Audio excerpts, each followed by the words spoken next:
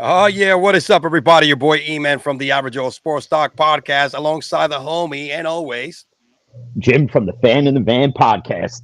with another edition, baby. Cigars and Sports. We're back at it like a bad habit. And today, we actually got somebody that's going to join us. All right. Our boy, Garrett. Is it with 2 T's or 2 R's? Which way do I fuck it up like the last 2 time? R's, 2 T's. You're good, man. Don't worry about it. I've been called a lot worse and responded It's to kind a of lot worse. it's kind of like Jeff Jarrett. Yeah, there we go. There we go. Jeff Jarrett. R-E-T, Jeff Jarrett, lip syncing. JR double T. Yeah. It's always fun going to Starbucks and they're kind of like, oh, like, is it Derek? I'm like, you're fucking close enough. Hey, listen, dude, if I tell you my real name, I think I got you beat, bro. I've seen it. Yeah, no, I'm not going to try to pronounce it. Yeah, there's a reason why I go by E-Man, all right? It's not very radio friendly or screen friendly, all right? So last name is like normal, but it's fucking the first name is the one that's weird. But thanks for joining us, my man. Listen, give a quick shout out, bro. What you've been up to lately? Your stuff, man. I know you're all over the place, bro. Give some shout out where they can find you in your shows and stuff like that. Check out at TDS and Pod on Twitter. That's one of our most active. That's where me and like my college best friend Jalen and I, we do our own show down there. Go check out Is This a Bad Take? And that's where Jim and I also do Steel and Teal. Go check that one out. That's ITA Bad Take Pod on Twitter. TDS sends a little bit more censored. Jalen's mom listens, so I try to be nice and keep it clean. Is This a Bad Take? Is me and Jim's unfiltered fucking selves doing our own thing. I'm gonna have to keep adjusting my chair, so just to ignore it. This chair is dying on me. There's a common denominator here with Jim, dude. Every show you do with him is uncensored because I do another show, which I'm actually gonna name it soon. I'm gonna debut that this week, Jim. Nice. I already call it the weekly stream, but I'm actually gonna give it a name with another guy named Cricket. And then when you watch that one, it's very, very, very newsy. Not newsy, it still had the entertainment value, but it's nowhere near as hardcore as here. And this is where I tell people, listen, what are you looking for whenever you want to watch my channel? We have anything for everybody. So whatever you're into, you watch this show. If you're into this, you watch this one. You should watch both of them because guess what? Hey, man, you pick your poison and you got to die happy. One's clean, one's not clean. What would you prefer? Exactly. Do you want to be offended or not offended? Which one? Because I'll tell you right now, because if you're easily offended, don't watch this. Yeah, this one is pretty bad. We really go off the rails, man. But we appreciate you coming on, man. This will be fun. Yeah, hey, listen, we appreciate you coming on. The last time we saw you, man, we did the breakdown of predictions of the AFC South, right? The AFC North. Honestly, dude, most of America was probably wrong. All right, it's going to happen again too. I'm willing to bet every dollar I've ever made, and I'm going to make. I'll be wrong again. It's gonna happen. Nobody saw that coming, dude. Nobody saw that coming from anywhere. And yeah. So, I'm aware. Usually I smoke with Jim, man, but dude, my whole household got fucking taken down by this cold. It's been like 2 weeks ongoing, man, and I'm finally getting better. I can if I smoke a cigar tonight, man, you might see me pass the fuck out here, man. You know what I'm saying? But Jim, with that being said, because Jim is the man. All right, especially he's the guy that lately I like to take advice from when it comes to cigars. What the hell are you smoking tonight, brother? Because I know it's usually good. This one, actually, I got for free. Evan took care of that South Shore cigar, and the reason why they don't sell this is because it's so expensive from a tax standpoint that you literally have to sell this for like $40 a fucking stick. Nice. So this is the Rocky Patel DBS, whatever DBS stands for. I mean, you could damn bitch sexy, whatever you want to friggin' use the DBS for. Don't matter to me. This is my first night actually trying it. So you're actually going to get a live reaction to whether this is good or it would be $40 worth of shit wrapped in fucking tobacco leaf. So, but then again, it is Rocky Patel and you can never go wrong. Fair point. Well, Rocky makes good sticks, bro. Rocky Patel makes good steak. And they make a lot. They got like 950 different ones. They do. I'm a fan of Patel. I mean, it's. I don't know. Are you a cigar smoker by any chance, Garrett? Every once in a while. So not as much. So my girlfriend's dad, him and I. That's what him and I will do whenever we go to visit him. We usually sit out back, drink some nice whiskey, have a nice cigar. I don't know how much of the Steel and Teal episodes you listen to, but during the season, I normally have a little bit of 9 a.m. whiskey. You get me ready for the misery that is my Jaguars game. Yeah, because they're usually playing in London, bro. That's why you got to get up so early. Twice. Only twice. Yeah. More than any other team. Jaguar time in Cheerio, London. They're going to move the team, man. So if I were you probably got to relocate. Not a chance. Nah, I don't think there's a way you could ever relocate a whole NFL team to London. There's just no way because the scheduling would be such a fucking conflict. Who's waking up at 9 a.m. to watch a game in London, eating fucking Everybody will. Jaguar fan. Everybody would. I'd watch every single one of them this year, and I think we had like 6 of them. I think I watched every single one of them. We had 2 London games, 1 Germany game. Yeah. So no, but overall, I think because it was not just the Jaguars playing, right? No, it was the Jaguars, Bills, Jaguars, Falcons, and then it was Chiefs, Dolphins. So what? 6 total games, I think, including with the. No, just those 3 games. Okay. Yeah, but I think 3 games. Yeah, exactly. So I think that would be probably a way to go. And listen, there's never enough money that cannot convince anybody, all right, to move a team somewhere else. I mean, you look at that stadium, dude. All right, London is a big market. London is a big market. I know podcasters, man, that I follow and they follow me. You know, Irish, Scottish, whatever. You know, British. They all like talking football left and right, dude. I mean, it's insane. It's not just rugby. So they have a big market, and I think it's gonna thrive. That's why your owner, who's money savvy like there's no motherfucker out there, bro, he'll be like, let me take that shit, dude. Football savvy, maybe not, but money savvy. Money savvy, he is. We hired Trent. I'm getting ahead of myself. Get ahead of myself. Oh man, guys. So staying off topic a little bit, can you believe yesterday was 4 years ago?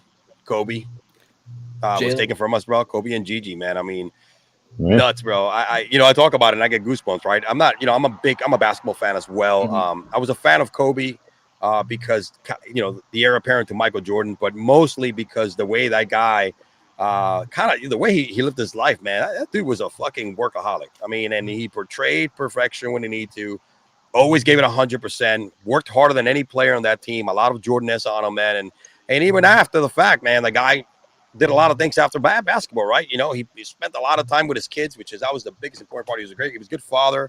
Yeah. You know, he had some mishaps, before he got kids and stuff like that with, the whole rape case and stuff like that, which he didn't get charged with, allegedly. But anyway, he was still a guy that was play hard, man. But see him go the way he did with his kid and 6 others in a helicopter crash, man, fucking sucks, man. What do you remember where the hell you were when you heard about that news? 100%.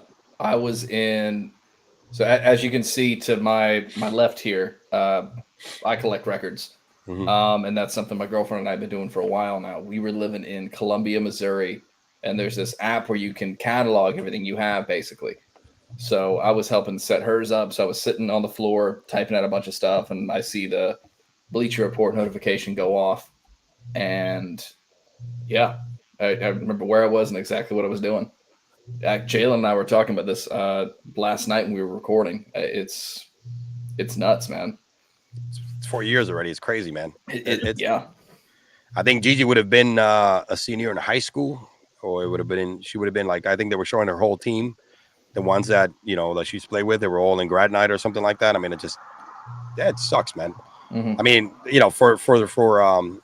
forget Kobe Bryant's wife for her and her other 2 sisters. I mean, losing your husband is tough, man, but losing your kid as well, which is not the natural way to go, is probably even worse than anything in this world. You know what I mean? You never have to bury your kid. No, not at all, man. And it sucks. And I know Kobe was probably holding her tight, man, and trying to make her feel safe, but that still doesn't make it any less harsh, man. It sucks, man. Where were you, Jim? Do you remember where you were that day? If I'm not mistaken, I was probably at a cigar lounge when it came across like ESPN, and I was like, "This is no way," because at first, I got a text message from a buddy of mine, and I was like, "Come on, man!" I said, "Don't joke around about something like that." And 5 minutes later, ESPN, and it came up, and I was like, "Holy shit!" And it's just it's one of those you don't get shocked by. Well, I really don't get shocked by celebrity or athlete deaths really much. I just feel it may sound insensitive, but it's kind of accurate. They don't know me, I don't know them, so why should I kind of feel a certain type of way about it? But this one kind of had an impact because, kind of the way he was. You've seen him evolve from his first night coming into the league to kind of being immature at first in the league, then maturing, then becoming taking all the steps to be the next Jordan. And then for this to happen kind of like, it had a bit of an impact. I'm not gonna lie. I mean, especially when there's kids involved in it too. Yeah, and I mean, it was Kobe. Like Kobe was one of those guys who, like, in Jalen and I were talking about it last night. Like, I'm a Celtics fan. I had nothing but respect. I hated playing against him, but I had nothing but respect for Kobe in his game. It's like when Jeter retired his last game in Fenway, there was a standing ovation because it's like, look, we don't fucking like you, but like, hats off, dude. Like, you're great. Like, you're one of the He's one of those icons. He's an icon, right? And and people like admire that. Sucks. It's like you guys. I was actually at a conference. It was I forget. We were in a meeting in the boardroom somewhere. Some work shit, right? And usually when you go to a conference, especially for what I do for a living, it's about taking a couple of days off from work and getting hammered. But we were doing the meeting first, right? And my phone was on silent, and I couldn't even hear the alerts or anything. And I don't think I had did I have an Apple Watch? I don't remember, but I didn't see anything until we stopped the board meeting and stuff like that. All right, hey, we got to go to dinner. We got to do this, and everybody's like looking at their phones. And boom, I've seen text messages from a bunch of friends. Hey, did you hear this? Did you hear this? Because the shit was like an hour long. So I was like an hour late to the whole thing. You know what I mean? To like finding out. And I'm like, crap, man, get out of here. This is not right, man. So you start like when you start seeing that every single media outlet, right, was like bang, bang, bang. You were like, wow. I remember that night we were hanging out at the bar. We had dinner, and that was a conversation at the bar everywhere. We were like, and it was crazy because usually you're drinking, you're bullshitting. And I remember we had people that, because it was in Orlando, right? It was a nice hotel. I think it was I forget what it was. One of the nice ones over there, the Gaylord. It was a Gaylord actually, and big ass fucking hotel, nice. And the bars were like, people were coming in, checking in, and you would see people like, yo, I can't believe that happened. And every single conversation in that bar was about Kobe, because by like 8 o'clock at night, the facts were there, right? It was her, his kid, and everybody else. Because at the beginning, it was like everybody thought it was just Kobe, right? And then then the whole fact that Gigi was there with 6 other people, and all that kind of stuff. So once that hit, man, I mean, it sucked. I didn't talk about it. I didn't do my whole episode about it. It took about a week. I needed to get all the facts straight. But he was one of those guys, like you said, man. Like Jeter is a perfect example, right? He played for a team you didn't like, but you have to respect the hell out of him. He was a warrior, bro. I mean, he was a warrior. He played hard. He played injured. He never bitched, which that's the last, I think, Jordan era that you're ever going to see, heir apparent ever in this game. That's probably the closest you're going to see to Michael Jordan. He took free throws and a torn Achilles. That's right. That's right, dude. It just doesn't happen. That's right, dude. Like, that's absolutely right. Jalen and I were talking about it too, like, just because I think you mentioned like favorite memories and stuff like that. Like, the best one I have is one that came up post retirement. You remember that Amon Shumpert podcast he was on? I don't remember, but I think So Amon Shumpert was on a podcast basically, and he was like, they're like, oh, like what's what was the like one of the moments of your career that you remember? He's like, oh, it was halftime, whatever. It's us. I'm playing the Lakers, and Amon Shumpert was a good defender. That was like the one. He was a really good defender. I'm a Knicks fan. That's the only good thing he fucking did. You know what I mean? So it was rough playing against him at 2K, but it was. Yeah, exactly. He's playing defense. Everything's going all right. He's he's having a good game, and he's kind of held Kobe to like 6. Halftime comes out, and Kobe looks at him and goes, "Man, you had a good game, young fella." And he's like, "Good game." Like I remember that. There's 24 minutes left. What are you talking about? And he dropped like 45 points on him in the second half. Oh, yeah, he did. Yeah, I remember that. I remember that now. Like off the glass, lost him up. And the coach is looking at him on, and Amon's like, "Ah, fuck you." What are you able to do? Tie his hands? What do you do? That's what he. Yeah, that's what he used to do. See, that's the things that Michael Jordan in his prime would do, right? Like you would have freaking not Isaiah Thomas. What was the other guy that used to play really good defense on him from the Pistons? The 2 guard. Yeah, I can't remember his name. Joe Dumas. There we go, Joe Dumas. Yes. And Joe would play awesome defense through a half and shut Michael Jordan down to 12 points and shooting like 3 for fucking 15. Second half would come over and just complete hammer him. And that's what Kobe did, which it was great. Another great take from him was he's getting interviewed right after he's retired. And, he got really involved with women's basketball, right? He got really involved with his kids team. And then just overall, I mean, he was going, he was doing a lot of things. He wanted to promote the game. And they asked him, that space. So a lot of people will come up to him and they'll tell him that when you having a boy, man, to bring up that legacy. And the first thing was, well, no, my daughter will be like, no, what are you talking about, man? I got this. Don't worry about it. I got this. And he was like, yeah, man, she got it.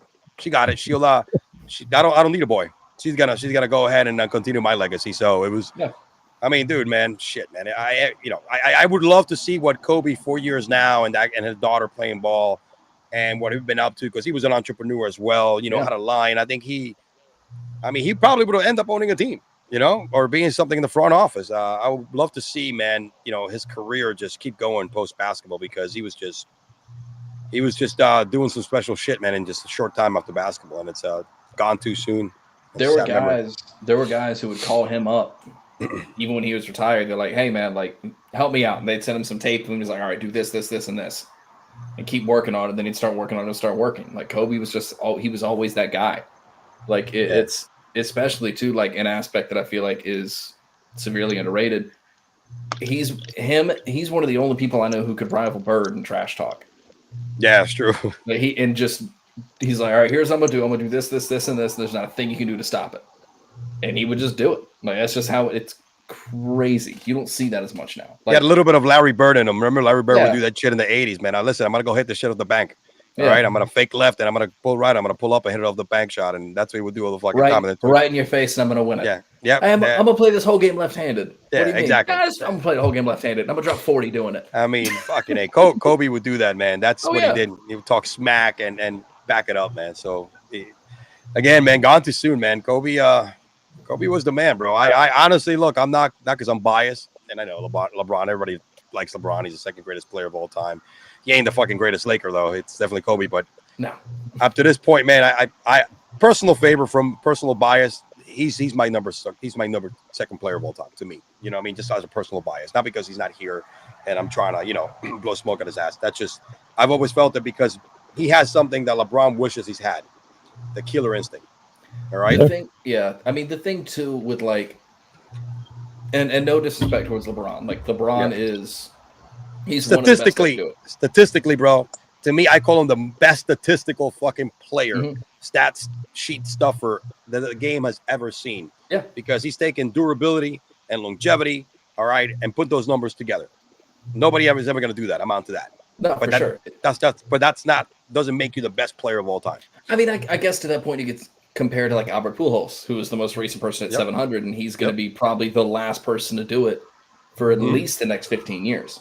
Because these kids aren't coming out and they're playing rookie ball, then they're doing AA, then they're doing AAA, and then they're doing the major. So at that point, you're 4 years into your career.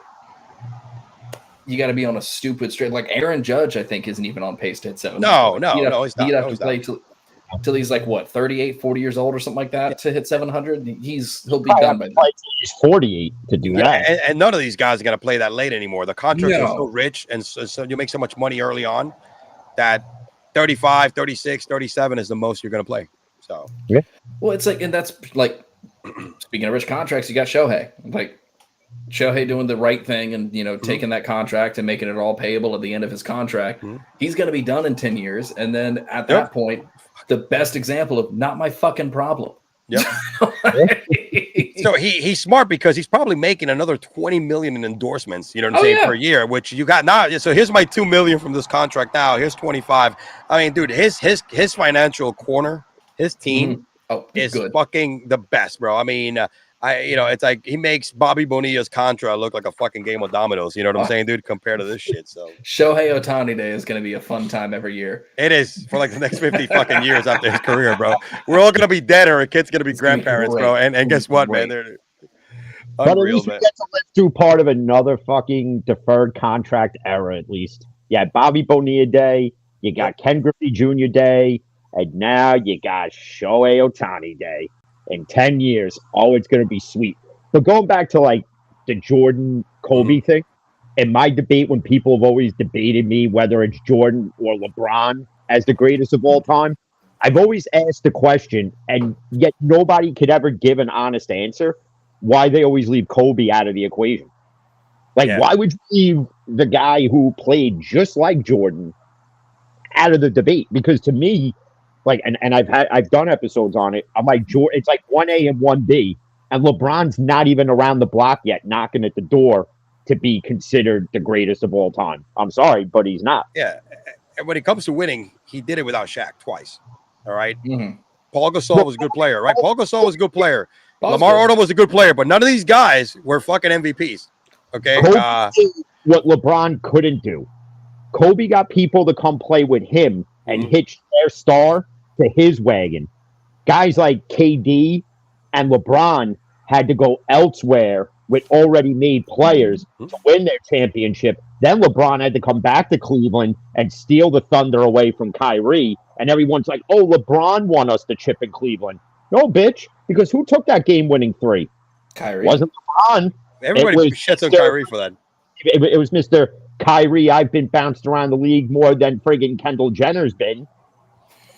Dude, Kyrie in that series made so because he was so good. Steph had a horrible series. Yeah, you know what I mean. He was the undisputed MVP, whatever the remember he won all the votes and shit like that. That was the first Finals year. MVP. Yeah, yeah, exactly. And Kyrie made him work so much that Steph had his worst shooting percentage of any of his finals. Had his lowest scoring per game, even though he still averaged like 26, but he shot the ball like shit because Kyrie was such on fire. And then that game 7, dude, that when Kyrie hit those big shots, people forget about that shit.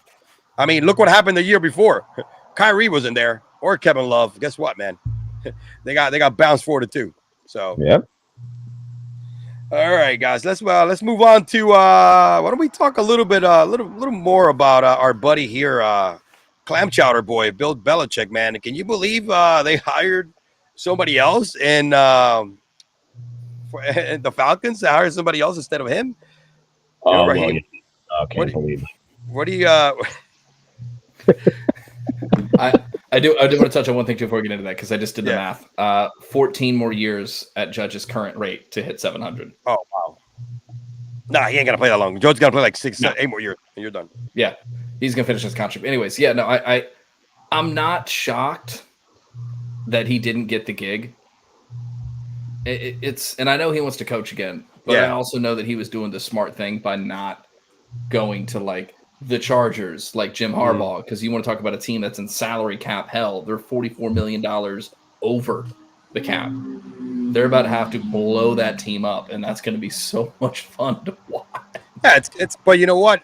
It's out of all the teams, the best quarterback is in that team. So it's like that's the only reason you would take that job. Yeah, no, for sure. But I feel like he doesn't have his job because they know who he's bringing. He's bringing McDaniels. He's bringing Patricia, and they don't want them there. I mean, it's Jalen was talking about it the other day. He's worn out his welcome, basically. Like it's the league has passed him by. And I'm sure he'll get another coaching job, but he's got to go into more of like the talent evaluator position instead of like trying to call plays and shit. They were saying that he seemed power hungry still, right? Yeah. Because he wanted it more control than what they were allowed to give him, which, like you said, now, dude, you got to get a coach. All right, we'll figure out who you're going to bring. But he was asking for too much power, and like you said, decision making over the roster. And they were concerned that there was going to be a lot of backlash, and I mean that's one of the reasons why he was left out, and they hire a guy that's 21 and 38. You know what I mean? I mean, so, listen, I'm Bill fucking Belichick. It is what it is. If you want me, you want me. If you don't, you don't. I mean, it's just how we do things. I fucking resent that. I resent that entirely. I'm not power hungry. I just want control of the whole fucking team. I'm just more hungry. And let me tell you. So there's 2 jobs left, right? What do we got left? We got the Panthers, right? No, Panthers hired Canales, right? Which is stupid hire, but that's Speaking of that, what Geno Smith said? The Seahawks and the Commanders. So they asked Geno Smith how they felt about like another minority coach getting a head coaching position, and I agree with this. He said it's 2024. Why are we still talking about minorities getting jobs? He's like, this is nothing new. It's got to be like the dumbest thing like a reporter has ever said. And trust me, there's been reporters who have said some dumb shit. But that was like one of the dumbest. Like, because Gino's right. We are in 2024. As far as I'm concerned, as long as you're qualified for the job, I don't know if Canales is. I mean, what was he 1 year as the offensive coordinator with fucking progressive Mayfield over there? Yeah. That got him a job, bro. Here's what I'll say in that regard.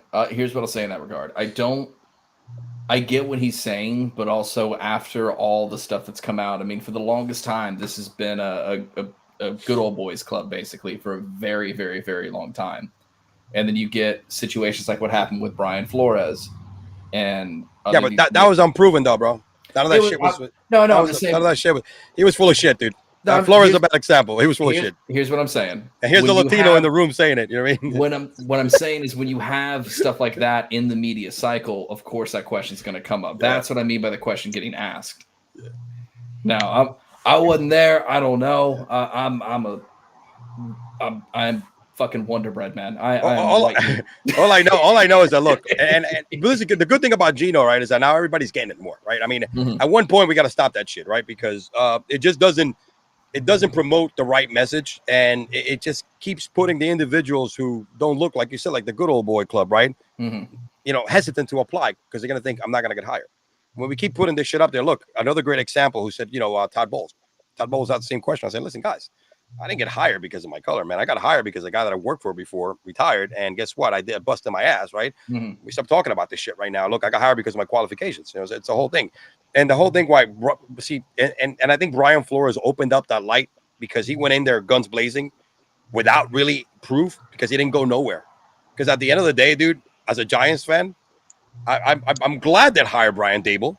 And the reason why they hired Brian Dable is like any job in the world, man. When you have a boy that you used to work for, becomes the GM, he's gonna bring the guy that he's used to. That's fair. That's common. That's common business practice, dude. I went to a different company and it was a shit show. And they asked me, do whatever you need to do. I went from the private sector to the government sector. Like, I need you to do this before we privatize this. I was like, the first thing I'm gonna do is fucking fire, and I'm gonna bring my own motherfuckers. Started calling every single driver, every single supervisor that I worked under me. I was like, doesn't matter who it was. This guy was good. I'm gonna pay you more money. Hey, dude, you gotta have it easier. You're gonna have.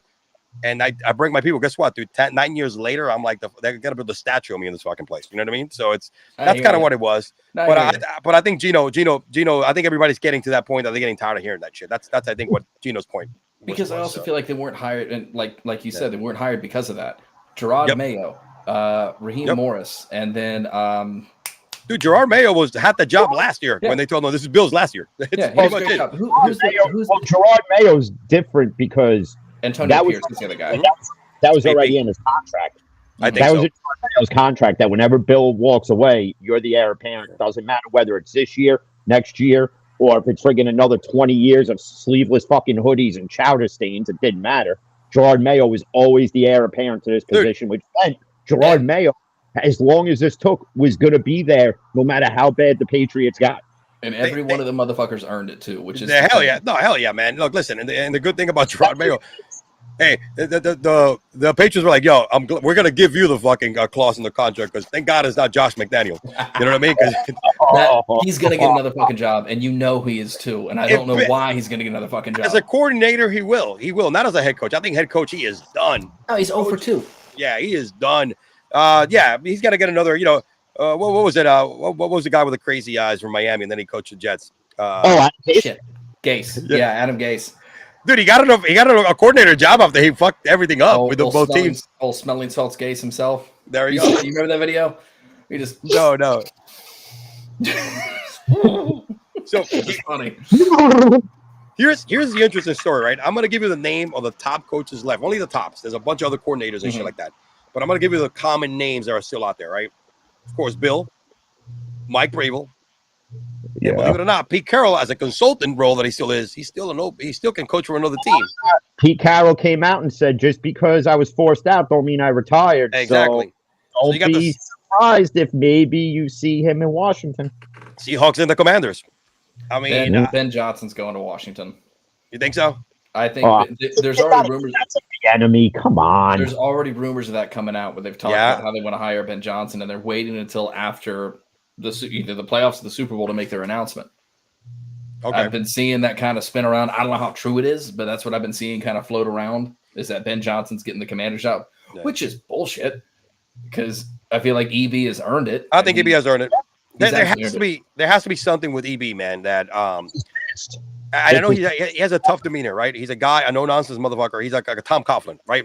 New age Tom Coughlin, right? He doesn't he's gonna tell you like it is. He doesn't, he hurts feelings. He hurts feelings, bro. And these players nowadays don't like to be butthurt. All right. But I also feel like you would want that. Like, I don't want somebody to if I'm a player and my footwork's fucked up, tell me. Like, there's you remember Rod Beck, the old relief pitcher? Yeah, I remember Rod Beck. Hell yeah, man. Rod Beck was Rod Beck with the fucking shit. Oh yeah, when Rod was getting heckled, apparently, like they'd be back there warming up. That's always the thing with heckling. Like, be creative. Like, when Ichiro played his first game in the Bronx, they started chanting at him in Japanese. And Ichiro, he's like, I fucking love that shit. That's great. Like, they learned a new language just to cuss me out. This is awesome. But, like, that was always Rod's biggest thing is, like, if you're going to heckle, like, it wasn't always his biggest thing. But, like, that's one thing that, like, Rod and a lot of the players feel this way. If you're going to heckle me, at least be creative with it. So, like, Rod's back there warming up for a game. I don't remember what league it was or what year. He's back there throwing. This guy's like, you suck, you're shit, blah, blah, blah. And he turns around and goes, look, if I'm so bad, man, help me. Like, what's wrong? Am I dropping my shoulder too late? Is my foot off? Like, is my release point too high? Like, what's going on? Like, help me out. The whole crowd's laughing at this guy, and he goes, if you're going to tell me I suck, at least coach me up, man. Like, what's going on? What's wrong with me? So, like, I feel like a lot of those players would want that. Like, if I'm fucking up, tell me what I'm doing wrong. You would think that, but unfortunately, we live in we watch a sports world where they don't want that because they're entitled, because they're like, well, who are you? I make 20 plus million a year and you're a coordinator making like 5 million a year. Who the fuck are you to tell me I'm on the field? You're sitting in a booth, nice and warm, calling plays. So I don't have to listen to you. What do you know? Little do they know. Maybe they should. I both agree and disagree with that, because a lot of those guys who feel that way aren't in the league very long because they're not coachable. And that's part of the issue is you're never, the second you are the smartest person in the room, you need to find a new room. The second you are you feel like you're perfect and you're not going to get any better, that's when you start to decline. Like a lot of the guys who want to be in the league for the long time know that. So they're going to ask for that advice. They're going to talk to as many people as they can. They're going to get that source, that information. That goes for any sports league. It's the coachable guys who stay. And there's a time where you could be nice and fun, but there is time, as one of my bosses said this when I was interviewing with him. He's like, I am as blunt as a sledgehammer sometimes. And I was like, hey, if that's what's required at the time to smack me in the back of the head, be like, hey, not actually hit me, but like, you know what I mean? Like, sometimes you hit your buddy in the back of the head, like, hey, stupid, what the fuck are you doing? Sometimes you need that. Like, sometimes as a coach, you can just kind of like knock him in the back of the head and be like, what are you doing?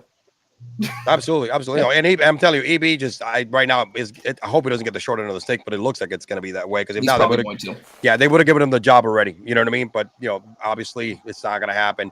Great offensive mind. I think he'll get a shot somewhere. But shit, man. I mean, because if you get a new head coach, what are the odds that he keeps EB? Which I don't know how that's going to. It's probably a guy he come to Jacksonville. I'll pay for his plane ticket. Fucking hey, dude. EB can come to Jacksonville and kick out Sherwood. I'll take him in the Giants, bro. All right, maybe he can fucking slap Daniel Jones around. What a fucking waste. You know what I'm saying? So come to Pittsburgh. No, you need him more than anybody, bro. Yeah, exactly. Did you see Thibodeau come out and make those comments about Daniel Jones and Saquon? How do you feel about that? Loved it. So put it this way, look, whether he's right or not, right? And usually, but the problem is that you always pay the quarterback and not the running back. All right. You know what I mean? That's just the human nature. Everybody got snowed by Daniel Jones' performance last year. I mean, not this year, previous year, especially in the playoffs. 300 yards, first round win, 2 touchdowns, rushed for 70. He looked like fucking Vanilla Vic out there. You know what I mean, dude? Just looking great. And he always had the tools. So honestly, the contract they gave Jones is technically a 2-year contract, because they went ahead and rescheduled. They redid the contract again, and everything's front loaded. So if we draft a quarterback, that quarterback could be starting next year, because you could drop Jones next year. That was the difference with Saquon. They were trying to do kind of the same thing, but Saquon wanted more. He wanted more of a longevity, right? He wanted more of a long-term deal and more guaranteed, and not so much like that. But the contract is not horrible. It's $45 million if he plays for the 4 seasons. Motherfucker ain't gonna be there for the 4 seasons. I can tell you that much. Unless he comes next year and throws for 4,500 yards, 50 fucking touchdowns, and the Giants win the Super Bowl, then yeah. But it's not. And think about it. He got less guaranteed money than Derek Carr. All right, he got less guaranteed money than, I forget what other player they signed as well. So the contract is not bad, but unfortunately you got to pay the quarterback, because there was nobody available there. Well, Baker Mayfield maybe probably would have done a better job than him, but that offensive line sucked. It was just a bad team. That team did not do anything right last year. They did not do anything right in the offseason. I will give you a little sneak peek. Next week, we're doing our award show on Tuesdays of Sports News, and then one of your players is going to win the TO award for the worst headline of the season. Oh, God. And I think you know who it is. Yeah. You should be back there flipping burgers. I know, Dog, man. you can't stop anybody. No. That asshole, dude. I mean, I'm like, bro, you're like an invisible wall. You know what I mean? Like everybody just passes by you. Yep. That guy, I'm like, shit, man. That guy's an idiot, man. What a horrible year. I got Evan Neal coming to the house tomorrow to cook burgers on my Ninja Grill. I mean, shit. And then I know I said this shit, but then I see your tight end, our former guy, leading your fucking team in yards, right? Looking like a stud. And I'm like, motherfucker. God, that always happens. It always He's the only happens. one we throw to in the middle of the field too. It's crazy. If Sherwood's allergic to throwing in the middle of the field, I don't get it. Yeah. If you haven't figured out why I call him, his name is. You want to call him Press? No, it's Sherwood. His name, I shit you not. His Sherwood. Name is, Press Taylor's full name is Sherwood Press Taylor. Really? It should be called, Yes. It should be called Shitwood Taylor. So I'm calling him Sherwood because fun names like that need to be earned. Like, yeah, your name is Sherwood, dog. Like that's how it is. Daniel Jones is Daniel Jones. He's not Danny Dimes. He rakes in dimes. What the fuck? Hey yo, what? He's more like Danny Pennies, bro. All right, the fucking dimes went down in Valley a long time ago, man. Jimmy G is Jimmy Garoppolo. It's you ain't done nothing, man. No. Nicknames are earned and not given. No shit, man. He got his right before he even fucking took a snap on the field. Because no one can say Garoppolo, and it's not that hard to say. No, yeah, really, it's not hard to say Jimmy Garoppolo, or as I like to call him, Jimmy Garbage Cans. It's not hard to say either. Oh, Jimmy, man, that fucking guy beat out by Farva. That guy has made so much money, though, man. He's gotten for nothing. Yeah, exactly. You know who might be the next Vegas Raider quarterback, right? Another guy getting passed around like a Kardashian, Russell Wilson. Yeah, I'd be surprised. I wouldn't say no. Yeah. I mean, AP is a defense guy, so get ready for that defense to get better. That offensive line, he comes from that, mold of those type of coaches, right? He's gonna need a quarterback that kind of manage the game a little bit better, because they're gonna exploit the run game. They're gonna try to play tough D like the Steelers, and man, I mean, shit, with Devontae there still, who's I think still can burn. Not as may not be the guy from 2 years ago, but you gotta get him a quarterback who can get him the ball. But I think Russell should be able to get him the ball and in different spaces. So who do you think is gonna land the last two jobs? The Ben Seahawks Johnson's and the Command. Ben Johnson's getting Washington, and then Dan Quinn in Seattle, I think. Nah, fuck no. Seriously, Dan doesn't want to coach. I don't think Dan wants a head coaching. No, I think he's going for a defensive coordinator. It ain't gonna be fucking angry baby Yoda on the screen over here. Fucking Bill. I think Bill's gonna be left out. I think Brable's gonna get one of these two jobs. I don't think he is. Matt Canada goes to Seattle. Matt Canada will not go to Seattle. Oh my gosh! Isn't the Ravens DC looking for a gig? The Ravens DC, I think, looking for a gig too. Yeah, every coordinator is looking to friggin' move up in this league. I think there's been rumors around the Ravens DC getting something, which wouldn't shock me. I thought Brable was going to land with the Panthers, dude. The only reason why I don't think he is, I think he thought about it but didn't want to. I mean, I think I wouldn't want to. David Temper. Would you want to be the coach of a team that the whole offensive line's on missing 48? It's a shit show, though. It's a shit show. Their owner did. First of all, why would you fuck with anybody from Florida? Did you see their owner throwing drinks at someone in the box? I grew up in Jacksonville, man. Like that was the most Jacksonville thing I've seen is the man try to climb up into the box to fight the billionaire. Yeah. And I'm like, it's my people. I never said we were smart. At the Florida thing, bro. I would have done that. Just and like just falling down all the stairs. Like I can't see, and my shoulder's dislocated. Oh man. Oh man. I think I need a cool million. Just a cool million to get that going with. Make my neck pain go away. My neck and my back. It's funny. We're gonna get to talk about these championship round games right now, and it's funny because we don't have a single horse in the fucking race. Nope. I mean, at least yours sniffed it a little bit, and yours yours made an appearance. You know what I mean? Holy shit, man! I had one of the worst years, from a football fan, and I think it carried on to my fantasy football leagues because I played like 7 of them and sucked every single one of them. Worst year I've had in fantasy. Man, bro, it's like I've been really not solid the last 5 years, including winning a couple of championships and finishing in the money sometimes and squaring away, man. I'm packed. Like I got leagues paid for like 5 years. You know what I'm saying, dude? The money that I won, 5 or 6 entries right now, and I'm like, shit, man. Last year was just fucking cold. a bucket of cold hot water, cold water like got thrown in my face while I was fucking sleeping. Oh, I know it. It sucks. I should have All stayed right. with some fantasy. Yeah, betting hasn't been done great for me lately, man. I gotta stop fucking. Yeah, I kind of cut that out too. Yeah. I almost got tempted to do one the other night when Lucas scored 73. I should have did. I should have fucking did it. And that was another And- thing last night, man. In Kobe's memory, bro, there was some point. Luka 73, dropped Booker. 73, yeah, Booker dropped 60 something. Yep. There was no The week defense bef- played. Like 90 of them. Well, I mean, the week before Embiid dropped 70. Yeah, and Dreep's up 70, man, and fucking Jokic has 40. In one night, Embiid dropped 70. I think like 4 guys were over like 50 in one night. It Like, was. when does- I loved it too because Durant was in the interview, and then they're like, "Yeah, you think you're getting him?" Yeah, he goes, "Well, Embiid got 70." He goes, 70? It's like shit. All right. Nah. Look, None of- the scoring nowadays is crazy. None of them have gotten the Kobe's 81 or Wilt's 100. So Well, not even LeBron's ever touched 70. no, and even like Shaq said in an interview, I think it was on I Am Athlete. He did an interview there, and then they're like, "Oh, like how would you do in the league?" Is no one can touch me because I was the best then. You think I'm not going to be the best now Hey, yo, Oh, yeah. guys like Shaq, in this Jordan. soft ass league? guys like Shaq, Jordan, Barkley, like all those guys that played when we were kids would decimate this league now. Mhm. Would destroy all. Like Jordan would be putting up like 120 a night. That's one thing. I think Jordan would have destroyed this league, man. Oh, Because yeah. one of the things he would have done, his 3-point game would have improved a lot because he barely took any threes when he played back then because it wasn't the thing. So I think that's gonna be pretty. I gave the preview here. That's I kind of didn't want to do that one, but we're gonna do it. Fuck. Hey, Well, man. go for it. Yeah. So look at this, man. Look, I know the buzz has been flying around. I think the most anticipated game is definitely the Ravens against the Kansas City Chiefs in my book.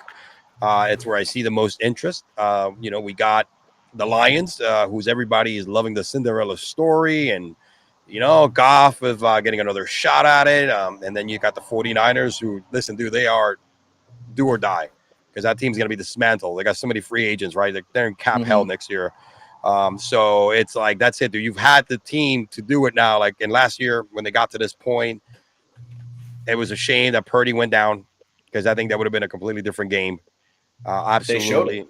Yep, exactly. That would have been a completely different game. But let's start with the Kansas City and the Chiefs, man. Kick it off, Garrett. What do you think, man? What are your thoughts on this, man? I think so. I said it back in March that this was, and people are going to get upset with me for this. I don't care. This is statistically Patrick Mahomes is one of his worst years he's ever had. But granted, 4,200 yards is still top 10 of the league. Like a down year for Mahomes is still top 10 of the league, which is crazy. Absolutely. Like I respect the dude. I love it. I love his game. I love what he's able to do. But now he's noticing what happens when you don't have an elite receiver with you. You can't tell me Rashee Rice is elite. You can't tell me Valdez-Scantling with his occasional hands is elite. No. You can't tell me Sky Moore, who's been on the back of a milk carton since he got drafted, is elite. Kelsey's the only elite person on this offense you have receiving wise. Pacheco is a monster. Pacheco's a nice running back, but it's a running back. Good running back. He's a running back, exactly. Yeah, he's a running back. People are like, we got Mahomes. I'm like, great. Well, unless you have 11 Mahomes, he's not your whole team. So I think going up against the Ravens are the most complete team, both on and off paper. Ravens are getting Mark Andrews back. Yep, he's active for this game. You don't know ball if you don't think Kyle Hamilton's about to shadow Travis Kelce damn near the whole game. Yep. Which then makes, if you just double Rashee Rice and force Valdez-Scantling and Sky Moore to beat you, that's it, man. This Ravens defense has the keys. This is the weakest this Chiefs teams has ever been. And the Ravens offense right now is rolling. Lamar's looking pretty quarterbacky to me. I don't know about you guys. He's the nicest quarterback I've ever seen in my life, dude. because he can not only like back it up and run it, but man, you seen. Look, I'm a big Lamar Jackson fan because I was hard on him his first year. Like I think For sure. mostly everybody, right? I used to call him Tebow 2.0 because he just same shit. You know what I mean? He went to the playoffs, they completely figured him out, right? But one thing I noticed, and me being down here in South Florida, I work in Deerfield Beach, right, which is right next to Pompano, where he's from. Oh, I know. And a lot of the individuals that work for me play ball with him or were associated with him, right? Like, and growing up, and that's because they live in that area. And they told me, listen, dude, that dude works hard. He does. And dude, I never gained so much respect for a player that I bashed so much in one season than that individual when he did for what he did from year 1 or year 2. And every year, right, he keeps working on something. He brings back something here. He works. So he's not just working on coming up with something new, improving a deficiency. We know his deficiency was, slinging the football, right? Yeah. But every year, man, I mean, like now he still has ways to go, but he'll figure it out next year. I mean, he's done a great job in becoming a quarterback, a full quarterback of what is defined nowadays, because he could throw the football now. Different arm angles that he came up like a couple of years ago. Now he's, he finally has the wide receivers. Zay Flowers, man, was the best pick. What did I tell you? Yep. What did I tell you? Yeah. I was hot on Zay when they got him because people say, well, he didn't break 1,000 yards. Listen, you don't get it. It's the playmaking, dude. When you need those fucking tough 4 or 5 yards, you give it to Zay. Zay gets it for you. At 3 and 5. All day. All they need now is a running back. That's true. That's all they need. Gus Edwards is getting old for a running back. Yeah. They got the new kid who's doing all right, but he's not a big power back. Dalvin Cook is getting old. I think they go running back in this draft, and then that team just keeps fucking getting better. It's running back and DB. That's all they're doing in this draft, and they're just going to keep getting better. And that defense team is good. Don't fuck with that defense, bro. No, this team. I got the Ravens in this. I think the Ravens beat the Chiefs. Me too. I have Ravens with that defense. Nope. What do you think, Jim? I got the Ravens too. I think I'm pulling my chips in the Ravens. I mean, like you said, I think Patrick Mahomes, he is the best quarterback in the league. He's the next Tom Brady. He's the next GOAT, no doubt about it, right? Because look what he's been doing without nothing, right? The last couple of years. But you get to a point, man, that striking, lightning doesn't strike in the bottle 2 years in a row, man. All right, you can't do that shit. And I like Rashid Rice. I think he's going to be a really good receiver in this league, especially in that system and in that offense. But he's not the guy that's going to go out there and catch 4 touchdowns the next game. He's not Tyreek. Nope. I still think it's wild that D-Hop didn't go to Kansas City. I don't get that. I never understood it. I was, and then I'm going to go to Tennessee because I win a ring. I'm like, I don't know who told you. Yeah. What that team is doing. That Ryan Tannehill is going to throw you the football. You're going to have a great season. Although the numbers came in after Ryan Tannehill went out and fucking Mayonnaise Boy came in there and started fucking slinging that shit from every angle. You know what I mean, dude? It's Zach. He's a bum. Levis is a bum. We've seen he's already at his peak. That's just it. Hey, so sorry, that's a different. He's a bum, but right now, man, he's the best bum they have. He's better than fucking Ryan than the alternative, pretty much. Polish a turd, it's still a turd. Yeah, it's true. A polished turd, for that matter. That's covered in mayonnaise. Yeah, just like remember the movie Tommy Boy when he's selling the fucking brake pads. And he goes, well, I could take a dump and put her in a box and mark it guaranteed, and it's a guaranteed piece of shit. You know what I mean? So it's like God, they don't make movies like that anymore, man. I miss it. There's so many good quotes from it. Like, I still think one of the best movies of all time, sports related, has to be White Men Can't Jump. Oh, fucking A, man. I've seen that movie so many times. Incredible. When he's trying to dunk. Yeah, and for the youngins out there, it's not that piece of shit fucking the original one where he's oh man, you can't reach it. Hang on, you're not getting high enough. Let me help you. And he goes and he pumps up his shoes. Yep. And when they were talking trash right when they first met, when they when they were playing for the first time, we're talking about their mothers, the mother jokes and all that shit. That was hilarious, man. You put up a lot of bricks today, man. Here's what I'm gonna do. I'm gonna take all these bricks. I'm gonna build a shelter. I'm gonna put your mom and your sister in the shelter. I want your mom and your sister out of my house. Hey, you better tell May Berry to get my bean pie. So it's funny because of that movie, dude. I play with high socks nowadays and with the stripes. You know what I mean, dude? I go in there looking goofy as fuck. So I could try to pull the Woody Harrelson on them. So when I go out there, because I'm short and I'm slow, I can play ball. I'm not gonna lie, dude. I'm 46. I actually played 2 weeks ago and I almost died. But I got a little bit of game. Though I grew up in Brooklyn. We actually you got to play ball to survive. But it's funny. Oh yeah. So I went up. I go up like that. I wear like a white T-shirt, looking like a complete fucking dumbass, no gear whatsoever. Like my wife sees me go out like that to to the court that we have here in our community, and she's like, "What the fuck are you wearing?" I'm like, "Don't worry about it. I got this high bust ass. This is how I get down." Put the movie on, you're like, you when you walk out the door, she like that ain't my husband. Goddamn, dressed like Spanish Billy Hoyle. That's it's like fucking the Latino Billy Hoyle going in there from fucking getting up. You just put the movie on as you leave. This is why, dude. It's my hair, brother. Oh man, Jim. So you're on the same boat. You like the Rams? The Rams. You like the Ravens, or you like the Chiefs? I think to kind of piggyback off of Garrett for a second with Kyle Hamilton shutting down Kelsey, he's going to be putting them in a blank space. I had to go a little Taylor reference there for a minute. Come on, think about Taylor Swift today. Come on. There's some people who are like, "You think the league's going to let Taylor Swift not be at the Super Bowl?" And I'm like, "Shut up." No, fuck stop that, it. Taylor Swift get a ring if they win a Super Bowl? Get the fuck out of here, FanDuel. Fucking chooch. Y'all knew they were engagement baiting. Like y'all know that, right? They don't actually believe that. They're just like, how do we get the most people to click and comment and engage with us on Twitter? When the season, they got me to do it hook, line, and sinker, and I had fun doing it. I'm trying to get better at it. when the season's over, the relationship is going to be over. So that's pretty much what we're looking at right now. I hope it's legit for both of them, but it's also like I don't know. It's not her fault that they are exploiting her to this degree. And I'm gonna gain y'all back a couple Swifties if Oh, no, that ship's sold. We don't need them because I already alienated them. I know. I don't know if you heard one of our episodes where Jim's like, I was like, look, your beef is with him. Your beef is not with me, dude. That ship sailed such a long time ago, man. I mean, if I show you the comments in our TikTok, my TikTok channel, it was we got fucking grilled. I think the best was when I did the episode after you sent me that. Twitter user, whatever.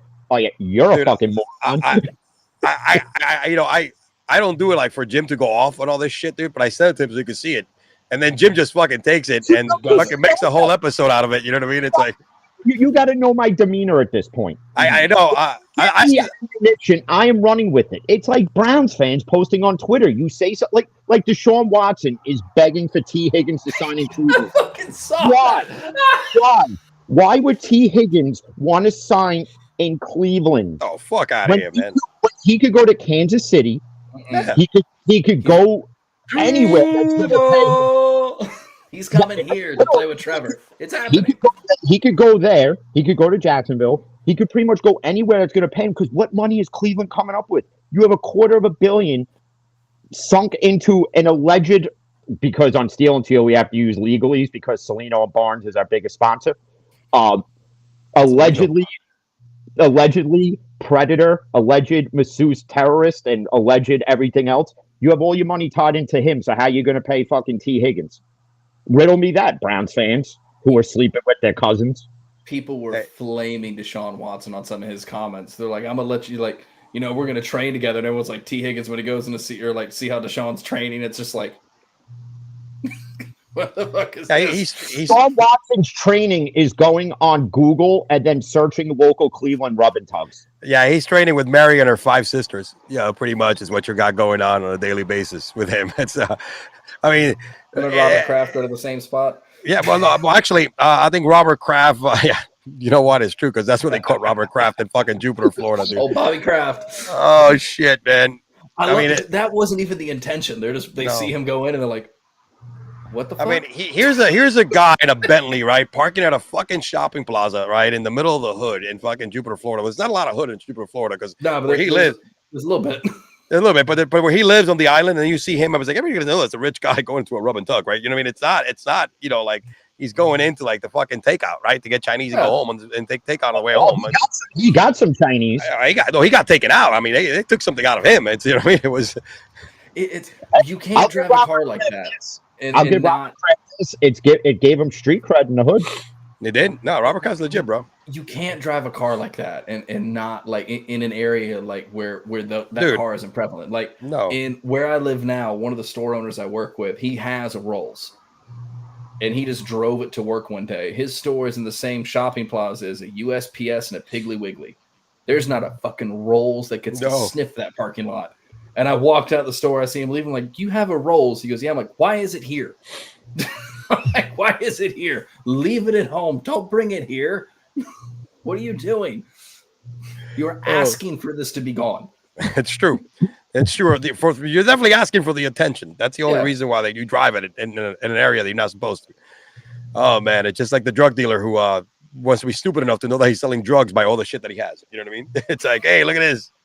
Oh, yeah. Oh, what W2? What W2, bro? It's the Bentley's right here. What W2? That's how they caught somebody, actually. That's usually the way they fall. That's how they caught. It was at I think it was either the first or the second Muhammad Ali Frazier fight. That's how they caught a major drug dealer, because he showed up there in like a mink floor length coat and everything. That was it. It was Frank Lucas. It was Frank Lucas. It was Frank Lucas. There were FBI guys in the building like, who the fuck is this guy? Front row seats, man, with a fucking mink coat and a hot ass chick on the side. Who the hell is this guy? Yeah, like, who the fuck is this guy? And then he got caught shortly after. It wasn't mink. It was chinchilla. That's right. That's right. Yeah, let's not disrespect. Let's not disrespect that shit, bro. I'm sorry. They got to put a head on our asses, bro. That's fucking complete disrespectful. Chinchilla, my apologies. After the fact, he thought burning it would save him, and it didn't. And then what's funny is that the FBI agent going after him years later, he was a dirty fuck anyway, and then he went to jail too. So, weren't they boys? Weren't they boys afterwards? I mean, they all got together after he came out of jail and shit like that. I think I don't know. The same cushy prison. The movie. Yeah. Well, because the movie changed. The movie doesn't really depict the real story. It never does. It never does. But it doesn't depict who is really behind the whole operation. Like Frank Lucas was kind of just the middle guy who made all the money. That's pretty much how that all went down. Because the guy who was actually in Nam, his cousin. Yeah, his cousin was the real brains behind the operation, because Frank Lucas, they say, didn't do nearly half of what he did. Like in the movie, they depict him out to be like, he was like a gangster, right? American gangster. I thought so. Dude, he was like fucking Capone, bro. You know what I mean? It's like that scene where he just in the street and then put the money in the little jar next to him. Like that's cold. Hey man, bro, that was Harlem in the 70s, bro. That was cold. That was Harlem in the 70s, bro. Motherfuckers were getting shot like that in the middle of the street. That was cold. You say to the 28-year-old kid, like, I wouldn't even have thought yet. Well, talking about a thought here, what do you guys think of next game here, the Lions and the 49ers, man? I mean, honestly, guys, I'm going to let you say your take, but I don't know why is everybody so fucking everybody's like got blinders on this game right here. I'm on the MCDC train, man. Let's do it. I got the Lions in this one. I think so we learned this with Green Bay. Here's why. We learned this with Green Bay. Jalen said it on our second to last show. The Packers had nothing to lose. So they play, when you have nothing to lose, you start doing weird, crazy shit. The Lions aren't supposed to be here. They're not supposed to be here at this point. They're still a year or two out from this. They've got nothing to lose and everything to gain. If they can, I looked into this, and every single loss the 49ers had, the one thing they didn't control was the clock. If you can control the clock against this Niners team, they're not designed offensively to have massive chunk plays over and over and over and over again. They're methodic marches down the field, just like the Lions are. So you have that as a situation. I also think that they can gash them in the run game, because Aaron Jones took their lunch money last week with the Packers and the 49ers. Aaron Jones absolutely gashed them. It wasn't even close. The only reason they won that game is because of Jordan Love's horrible throw. I don't know why you make that throw ever, but it was a horrible throw. But the Packers could have gone down the field and won that game. So you have a weak run defense. That defensive line didn't get the pressure it's been getting. And also the most on paper, the Niners are the other most complete team in the league. That run defense is suspect. And then that kicking game is going to get them in trouble. If this game comes down to a field goal, the Niners are winning this. I don't think it's coming down to a field goal, and we'll tell you why. Niners struggle with a mobile quarterback. I know Jordan Love is not Lamar Jackson, but he moves well in the pocket, creates diversion, can hit some guys, right? Their defense is tailor-made to annihilate guys like Jared Goff, who can't fucking move. He's going to be stationary. You guys still got to keep respecting that front defense for the 49ers, right? And that's what they're going to focus on, because if they control what he's going to do, it's going to also slow down the run game. But that line is gross. Yeah. Now, look, exactly. So I think it starts with that. And I think last week with Debo going out, when he goes out in the game like that, it just throws the whole fucking offense into place, right? I think this week they're going to be more prepared offensively because regardless of Debo playing or not, which he is playing, they got ready to play without Debo. So it's like that's where I think this matchup is better than the Packers. Of course, you made a good point. They had nothing else to lose. And guess what? Fuck it, dude. We're going to go in there and try to do the best we can. Yeah. The run defense is suspect, but they do stop the run really well down the middle. They do. All right. So this is the difference. I think they struggle. I mean, when they play against a mobile quarterback, man, they struggle. Their defense struggles big time. And I think Jared Goff is it's like tailor-made for this defense to fucking feast, man. And I think it's going to be, I don't know what the spread on this shit is. I think it's 7.5. Something like that. I know the Rams beat them, though. A lot of their losses, I don't think were to mobile quarterbacks. Like the Rams Lamar beat them. What was it? The Ravens destroyed them. And Lamar was dropping back and throwing dimes all game, too. But he fucking took it. I mean, it's been that you can put him in that pocket a little bit, bro. Mm-hmm. It fucks them up, man. Oh, it's for whatever reason, it just fucks them up. But I think Jared is going to be, and like you said, that the offensive line, it's going to have a hard time, man. So I think it's going to be, I think it's a 7-point game, 7.5. So I think I don't know if I'm going to take the spread, but I would not. I would go under on the spread for this. I think this game is going to be closer than people think. I think the Niners. This is like a money line. Yeah, I would go money line for sure. For me, line. Whereas I'm comfortable with the Ravens living up to their potential, I don't think the Niners are. I think the Niners have more at stake and might be playing safer. Yep. Whereas the Lions have fucking nothing to lose and everything to gain when you get Jared Goff out here looking like Malibu's most wanted. Throwing. Yeah, I know, but I think the better play calling is going to come from the other side of the field. We'll see. Dan Campbell is Dan Campbell I love Dan, bro. The biggest fucking meathead coach you want to play for in this fucking world. But he's suspect, bro. He's suspect when he comes to certain things, man. So I think the edge. That's where I give. Everybody's on that Lions bandwagon, and I think everyone's going to be really surprised this week. This is Ben Johnson's resume builder right here, though. Yeah. He then gets to go into Washington or Seattle and just point at the scoreboard and be like, "I did that." It's those stickers you saw on the gas pump. He's got to get whether he wins or lose, bro. Yeah, it's Ben Johnson on a sticker on scorecards for the Niners Lions game. There's a scoreboard and he's pointing at it. Mm-hmm. I did that. Me. That's me. Sorry, I'm not trying to monopolize that time here, but I think it's the Lions, man. What do you think, Jim? You think the Lions too? I saw you shake your head. The Lions are like Dante and Clerks. They're not supposed to be here today. Right? We're breaking out all the movie references, man. Oh, well, Clerks. But I think Jared Goff is gonna be like B Rabbit. And he's gonna show up and he's gonna decimate the free world, which is the fucking 49ers. Yeah, vomit on a sweater, mom's spaghetti. He's gonna fucking 1 back, 2 back, 3 back, 4 back, 3 back, 2 back, your back, none. This guy's what about he's an MC. How can you not like the Lions story though? I mean, it's the best story in football right now. It's one of those where nobody thought they would be in this situation. How could you not now want to root for like the biggest underdog in either of these championship games? How could you not want to do it? I mean, Deebo Samuels is going to cry if they lose this game, even if Purdy's fucking healthy. Yeah. That dude's going to be numb on cortisone. We didn't lose this game. We didn't lose this game. I think Deebo's crying now. He's preparing. They probably got his locker full of fucking aloe vera tissues. That dude's going to be so numb. He's going to be on so much fucking cortisone. It's not even funny. Listen, I like Deebo, man. Yeah, no, I do too. That's like not Deebo. a shot at Deebo. That's me saying. Yeah. Like, I've seen cortisone in action. Oh, no, yeah. Like I've seen somebody play with a torn rotator cuff at quarterback with a cortisone shot, and then get surgery on it the next day. That's crazy that he's coming back. I mean, everybody was saying, dude, I don't think he's coming back today. I don't think he's not coming back to this game. Well, he's not going to miss it. It's like you said earlier. They have all the pieces. It's now or never. Their window is starting to close. This is the last shot. This is the last shot. Their window's starting to close. They're not keeping this team together. People are leaving. There's no way. Absolutely. It's the window is starting to close. Yeah, they just can. They just cannot.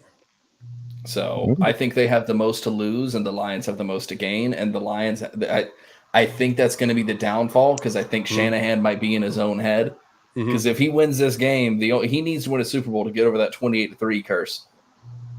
It's another reward name is 28-3 for the biggest loss of the year, and I think you already know what game that's going to be. Miami and Denver. There's your hint. Jesus, I don't see. I'm worried Shanahan's going to play it too safe. I'm worried he's going to play it safe. I'm worried he's not going to take too many risks. And I'm worried this offense for the 49ers isn't going to be playing to its full potential, whereas the Lions are going to be doing all kinds of crazy shit. That's where I'm at with it. And they have too many weapons on the offensive side of the field. That's why they're in this. Is not their defense, it's their offense. And Chauncey Gardner-Johnson's going to be a sneaky player on that defense. It's going to be fun to watch him play. So, they were almost a call away from probably the Rams playing the 49ers. I don't think anybody feels bad about that. I don't think anybody feels bad about that.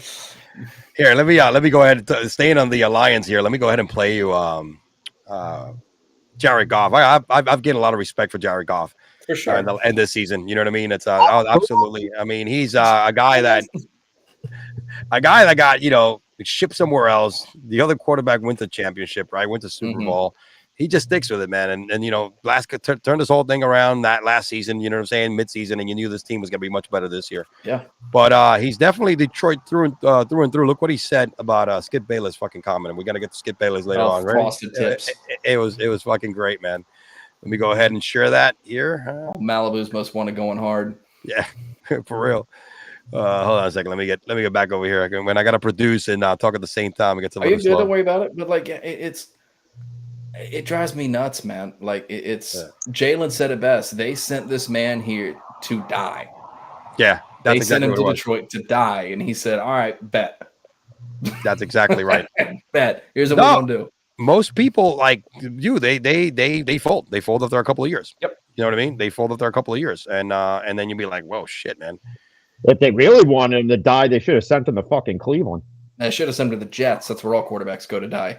Or Healy's in 19 seconds. That was 17. Was it 19? 19 seconds. Great start to a Jet career, Aaron Rodgers. You took that jet and crash landed right into the turf. His fucking horse tendon in his Achilles now, whatever it is. The experimental surgery. Well, I'll be back in October. No, you won't. Well, I'm not going to the McAfee show anymore. All right, I'll be back in the morning. See you guys. What a clown. I think I'm almost there, guys. I'm right here. But also while you're pulling that up, you gotta give credit to Green Bay. This is their fourth franchise quarterback that sat behind somebody. That's crazy. It works for them. The guy he replaced. That is wild. All right, it works for them. It works for them. I mean, that's absolutely right. I mean, let me tell you, Green Bay, with that roster, as young as it is, they're just a few pieces away from really, really being competitive again, being very competitive. And Jordan Love had his ups and downs, and that's expected as on a first-year starter, right? I know he's not a rookie, but dude, it's the first time he's ever started. So what the hell? They got something. They got a formula that works, and shit, man, keep fucking going at it. Here's our boy Jared Goff here when they asked him about Skip Bayless in this fucking take. Fuck Skip Bayless. Does bulletin board material matter to you guys at all? It depends what it is. What do you got? Skip Bayless, after your game, tweeted out the following. No, I don't care about anything he says. You can stop now. I love it. Yeah. No oxygen. No oxygen. Yeah, no. Anything those guys say on daytime TV, you can skip over that. Bro, he didn't give him a chance. He didn't give him a chance, dude. He did not give him a chance. Wow. I can't stand Skip. Skip, he's a moron. Micah Parsons tore him into asshole. Did you see that one too? Go back to podcast what you're good at. And Micah's like, all right, motherfucker. Yeah, Skip has always been one of the worst like trolls, from a journalist standpoint. He's an awful person. Yeah, he's not a good journalist either. No, like his book he put out about the Cowboys where he tried to out Troy Aikman. Yep. And everyone's like, first of all, well, you remember the interview that he had with remember when Deion Sanders, Deion was all over the place. He's like, first of all, destroyed him. You have no proof, and even if it did, why is it any of your business? Yep. Second of all, it's you can't be outing somebody if they're not ready to be outed, even if it is true. But like, because that's their whole thing. Like, why would you do that? But also, why would you make that up about somebody to sell more books? Like, he's a shitty journalist. He's a shitty person. And I feel like I've got a couple friends who are journalists and like a couple people I've like spoken with, especially in the Jaguars community, and I feel like a lot of them would agree. But also, I don't speak for them. I don't know. But if I feel like I were to ask them, hey, what's your opinion on Skip Bayless? They'd be like, hey, fuck that clown. But again, I don't speak for them, so I don't know. Nobody takes what Skip Bayless says seriously. No. He is like too much bleach in the brain. He's like that guy. Like if you go to hell, you'd have to take sports advice from him. And just be like, as your punishment, we're gonna sit you next to Skip Bayless so he could just give you bad takes over and over again. Bayless and Stephen A. go back and forth. For eternity. I'd rather take the devil's pitchfork up my ass without the devil's lube, which is spit, than listen to Skip Bayless talk Hot sports. Fucking Skip Bayless couldn't even fucking talk real estate. And yet people are taking him seriously at talking sports. That's why he doesn't have a consistent fucking co-host. No, Jim. Now listen here. I'm talking. I'm talking. It's my turn. It's my turn. Talking. It's my turn. Look at Shannon Sharp, man. Shannon Sharp took that, that same when he gained the popularity. And he's blown it up. I wanted Shannon Sharp to fucking Mike Tyson. I was waiting. I'm like, oh, it's gonna happen. Dude, Shannon Sharp, his podcast has blown up after he left. You know what I mean? He's killing it. He's killing it right now. Shannon keeps it professional. That day, you were about to see Shannon Sharp go full fucking gangster on him. Like he held himself back. Like he was about to just fucking like rip the suit off and just fucking like go to town on him like WWE and just be like, "You're fired." Yeah, I'm done. Someone did not get fired, but he resigned. You're resigning. You're resigning. I mean, hey, listen, we don't have to make it a whole segment, but unreal, man. Fucking Vince McMahon, dude. I mean, we don't have to make it all. The definition of a dirty old grandpa. Oh my god! And then some. There is a. Go ahead. Sorry. Go ahead. You go. There's a podcast I listen to called Crime and Sports, which you guys would fucking love if you haven't listened to it yet. But they do this thing every year called the Scummy Awards, and they have the most silver hair. It's like the most silver-haired middle-aged white man award, who just like basically just sweeps everything under the rug, makes nothing ever happen, and it always goes between Dana White and Vince McMahon, and they pretty much rotate it every other year. So this year they have hair. Silver-headed. But if you grew that beard out, it'd be silver. But it's when you get those who just, with it being, Dana White, who just continuously lets people with, just abuse and battery against women and stuff like that just continue to fight and be like, oh, we don't allow that. But, he's actually fighting next week. That. No, that's fucked up. Like, fuck Dana White. Fuck Vince Even McMahon. Dana White himself has been abusive. I did not know that, but it does not surprise me.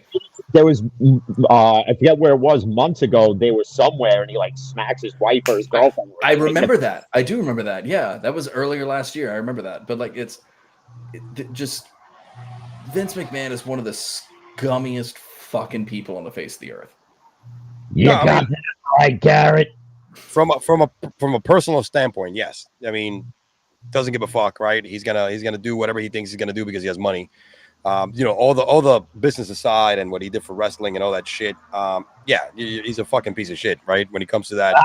And that's one person that finally came up. The question is, how many kept the shush money? All right, and never stepped up. Because I'll guarantee you it's not more than I'll guarantee you it's more than just two. For sure. Brock Lesnar apparently is involved in this because the woman that was involved was forced to make like sexual content to send to him to get him to stay in WWE. So really, so that's where we're at. I mean, it's the question is how many didn't say shit because they kept the money, and they were like, you know what, I'm better off this way. I'm not going to win against him, right? Because he has all the money in the world. I don't, right? It's the battered women syndrome kind of thing. You know what I mean, dude? Which a lot of that's it's the the nature and the reality in this world. So it's one person stepped up. Great, finally somebody get him, but. Dude, it's been fucking 60 years of this shit. You know what I mean? Yeah.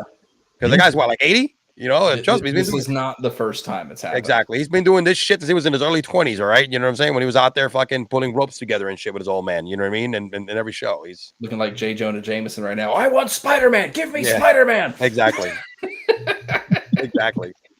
Exactly, man. So, oh, man. Hey, Jim, I think we're getting to that point where we have Jim's douchebag of the week. Who do you want first, man? Before well, first of all, let's play the intro. Ready, go. You're a douchebag. Douchebag. Douchebag. You're a douchebag. Douchebag. I didn't know y'all broke out the Ray Willem Johnson song. I know. That's a fucking callback. Holy shit. The video gets copyrighted just because I use that sound. You know what I mean? It gets a strike. You're not gonna earn any money from this video. Great, I'm not earning any fucking money now. Exactly. So I got two for sure, but I'll let Jim go ahead. Yeah. Jim, you want to go first? And then what do we do this? He has two as well. Okay. Let's do one with Jim, one you. Because I don't do a douchebag segment. This is like Jim's together, and since you're here, hey, hop on. Throw it in there. You can make Vince McMahon your douchebag. Yeah, we just did. Yeah, there you go. I'll just do the voiceover. We just did, man. Because I got a couple of good ones for dumbasses anyway. But I don't know. Jim, who you want to go first? Who do you want to go? Who do you want to go after first, man? I don't know, because the one they didn't respond yet. I don't know. Fuck it, give me that one. You know which one. All right. So I got to hold on a second. Before we do that, I have to queue up Jim's. I have to queue up Jim's freaking intro. I need to get him pumped. Hold on a second. I should have had that ready, but it's get it ready. Get it ready, man. Hey, Rock. Hey, Jim. Like we always say, brother, are you ready? Inject my steroids. Are you? Hold on a second. The fucking thing. Come on. No, I didn't. Damn it. All right, hold on a second. There you go. That was great. Here we go. What the hell? Okay, Jim, are they lock and loaded? Okay, I'm reloaded.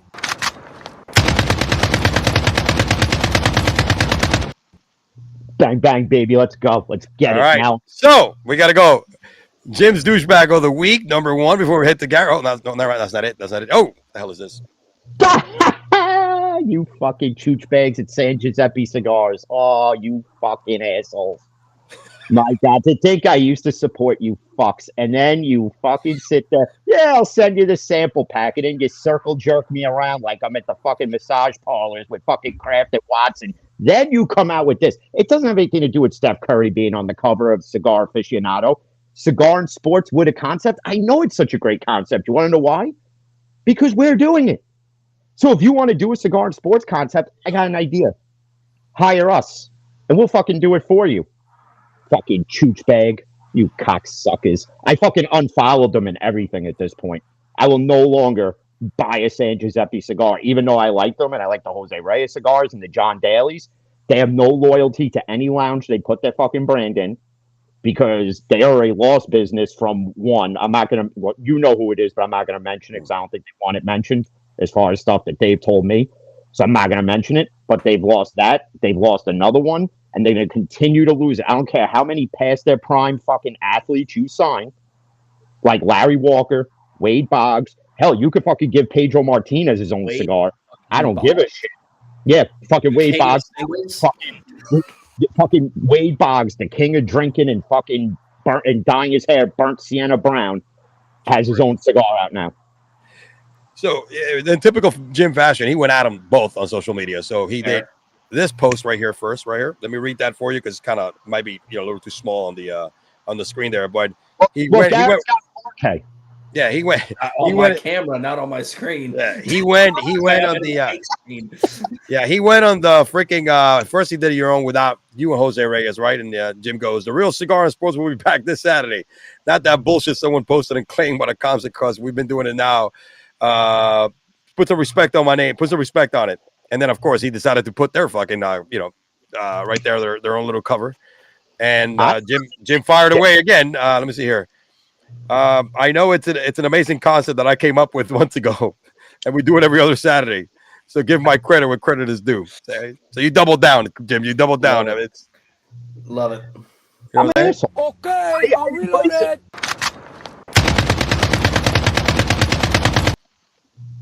Love it. Who do you got, my man? Who's your D-bag of the week? Garrett, I'm sorry. So first, Dave. First one. No, Dave just doesn't know my name. Dave, I love you, man. That was hilarious. I've never laughed harder in my car. That was incredible. Honestly, for me, every one of the motherfucking whiny ass Bills fans who sent my guy Tyler Bass a fucking death threat. Are you fucking kidding me? Did I beat you to it? You might as well just put it up. Yeah, go ahead. So look, hold on a second. Before you keep going, I want to play you this call because he might change your mind. All right, if you still want to stick with this, right? Let me do my thing here. Honestly, after I saw the call of the missed field goal from this network, and actually it's not even in English. It was. It was. I think I want to watch every game moving forward in this language right here, bro, because I've never been so excited in my life to see a missed field goal. Portuguese one? No. Oh shit! I think I remember this. Ready? This is the Korean station. 모든 문들을 닫았어요. 그렇기 때문에 조세현 선수가 오른쪽으로 나오면서 시간을 벌어봤지만 오픈된 리시버를 찾을 수 없었습니다. 44야드 거리입니다. 타일러 베스. 오른쪽으로 벗어났어요. 모든 Dude. Oh my God, they sound like they're celebrating a win at the All Valley. I mean, look at the energy on this show. Oh, it's like I don't know what the fuck they were saying, man. But holy crap, dude! Come on, man. I mean, that is It's funny, but for me, like, it's still the people sending people death threats. Like, first of all, like, I went to school with T-Bass. Like, that was like I'm not gonna claim he's a friend of mine, but like him and I went to the same college. That's where that receipt up on the wall was from. So like that's my guy. Like him and Young Hoi Koo, Jarek McKinnon, Kendall Vilder, those are my guys. But like the thing, like it's a bullshit move. It's a bullshit move. It's the weakest move possible. It's also not entirely his fault. You got Josh Allen trying to play fucking hero ball. You have fake punts to DeMar Hamlin. You have that was dumb. That was so. I don't know who did. Someone said it looks like they were trying to grant something for the Make-A-Wish kid. That's what somebody said. That's exactly what it was. Either that and if he would have made that play, they would have given him the fucking comeback player of the year. You know what I mean? He's gonna get it anyways. But still, fucking bullshit. I mean, he died on the field. I get it. Yeah, but it's I get it, man. But it's sports, right? You know, it's for me like it was bad play calls. It's Josh Allen trying to play hero ball. It's Stephon Diggs missing that 75-yard bomb. Even with this timestamp, there's a minute 47 left on the clock. Yeah. Poor clock management. Didn't y'all learn last year what happens when you give that man 13 fucking seconds, let alone a minute 47? Did Josh Allen not learn how to read where a check down is from last year to this year? Either? No, he did not, because he missed Diggs with 15 fucking yards around him in every which direction on whatever down that was. And that's one of the many reasons that cost him the game. Not Tyler. There was a lot of things bad with that game. And look, honestly, dude, I mean, Josh Allen had a really good year. I mean, he fucking not against the Jags, but he did. No, exactly. But he made it a lot. Whiny ass Bills fans. You know, but he has such a great year, considering he was the reason why they made the fucking playoffs. You know what I'm saying, dude? I mean, the guy just practically fucking bulldozed his way to the playoffs and carry that team on his back. Because I mean, shit, Stephon Diggs has, after the first couple of weeks, disappeared. I mean, Gabe Davis has disappeared since the chips in the fucking Chiefs game a couple of years ago. The only good benefit about that team was, with all the injuries, of course, on defense, secondary, was James Cook. James Cook finally, man, you know what I'm saying? They started using him the right way, and that team started winning. I mean, that's the only bright spot and help that he had all season long. But yeah, you're right. I mean, there was opportunities at plays that he didn't make, and there was plays that his teammates didn't fucking make that he was able to make for them, which you don't put yourself in that situation. Yeah, it's a makeable field goal. But yeah, the death threat shit is bullshit, regardless of how bad it is. All right. I mean, that's just pussy. And I'll guarantee you the people that are sending the damn letters live in their parents' basement or whatever, text messages or whatever the hell they're doing. So you won't pull up to Tyler Bass and threaten him because, you know, you're not going to do that shit because he probably kick your ass. But and not only that, these Bills fans should understand. You think that's the worst missed field goal in Bills fucking franchise history? No. 90s. There was another one by some guy named Norwood. that lost him the Super Bowl. Oh, And gave us one Super Bowl. So hey, shout out to Hostetler. What was him, the fucking quarterback who played like 1 year? He came in for Phil Simms. Jeff Hostetler. Hostetler, right? Yeah. Got it. Yep. Yeah, man. But anybody who sent Tyler Bassett death threats a fucking douchebag. Yeah, it is a douchebag and a fucking pussy too at the same time. Well, that's the world we live in. Social media gives you that fucking entitlement to fucking act like a fucking chooch and fucking Bills. You should be worried about shining up your fucking dildos to throw on the field next season. And actually, maybe when you try to put your fans through tables, actually get them through the table. You stupid fucking idiots. Oh, and then you set the table on fire like you're in fucking ECW, putting fucking Tommy Dreamer through a table, and then the guy burns his asshole. Now the guy can't shit out of his ass for like a week. The fucking guy had a Lions shirt, right? Did you see that shit? Somebody there had a Lions fucking shirt on. I'm like, what the fuck is this? Is this Buffalo? I'm like, again, it's Buffalo, dude. It belongs to Canada. Not really. It should not be part of New York. I don't even think Canada wants fucking Buffalo. That's exactly what happened. That's what we kept them, bro. That's what we're making. It's like, nah, y'all can have that. We're good. There's no gooses over there, mooses over there. You keep this motherfucker. We're all right. Y'all can have that one. But that, I mean, honestly, that leads into my other. Yeah, give us the other one here. Because it goes to death threats through social media and social media accounts, and Trent motherfucking Baalke,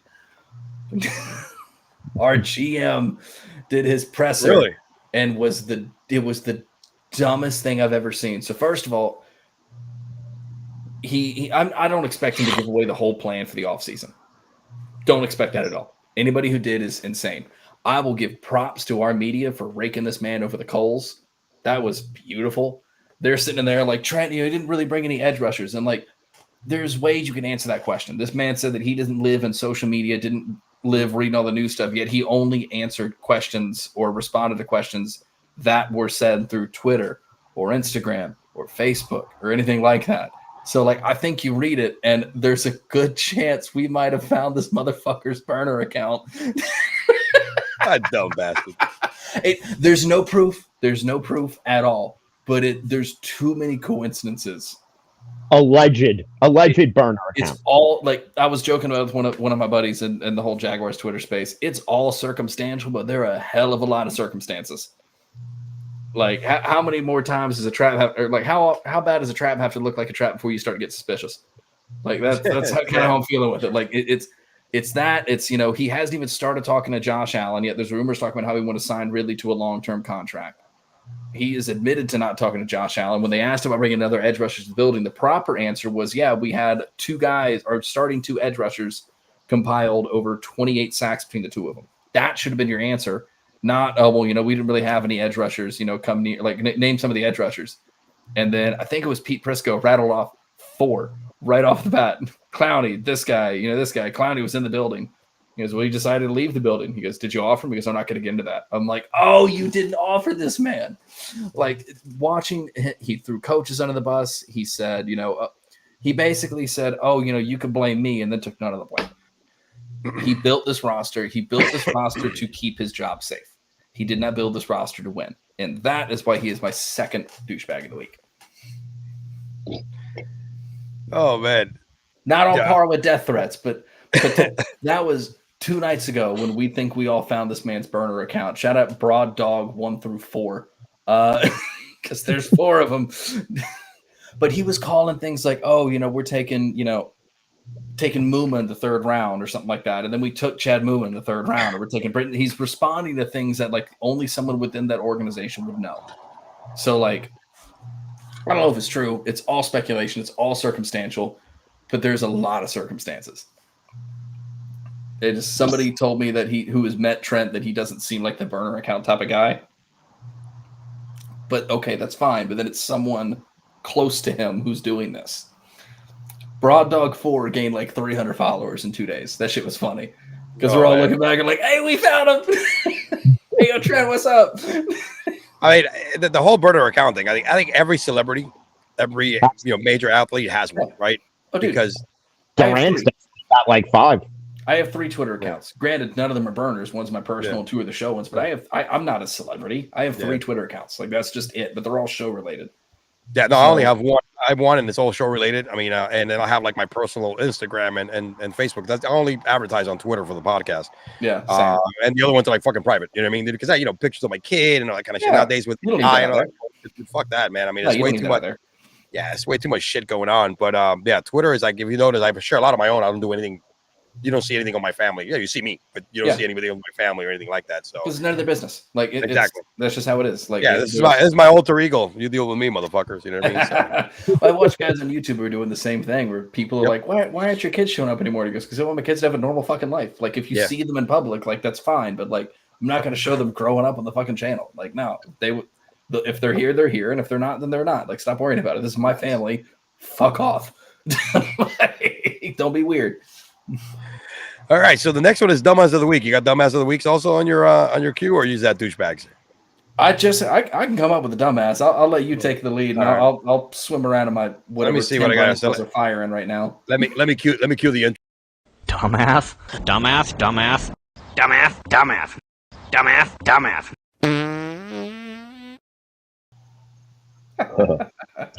So the first one, and we touched on this a little. No, that's not it. That's not the first one. Let's see where we're at.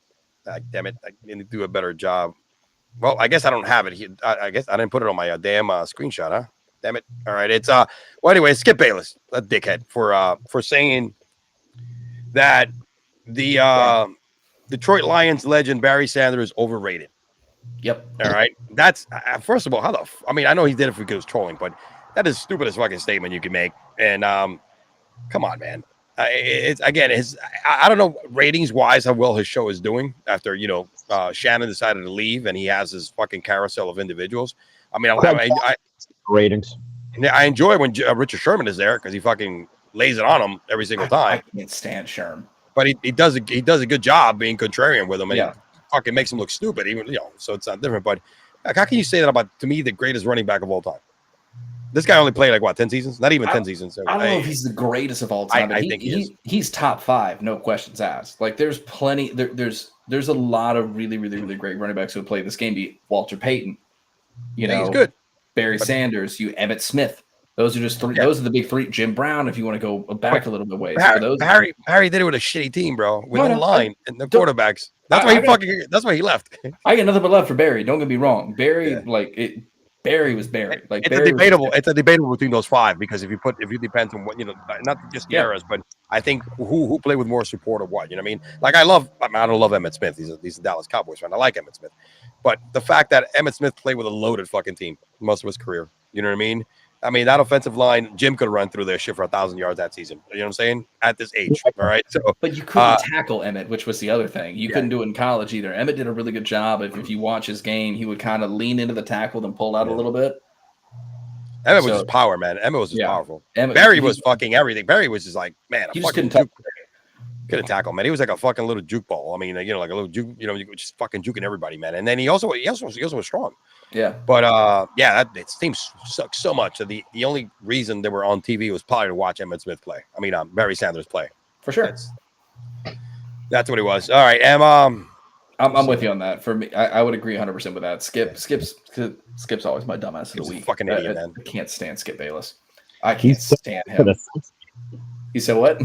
He's dumbass of the century.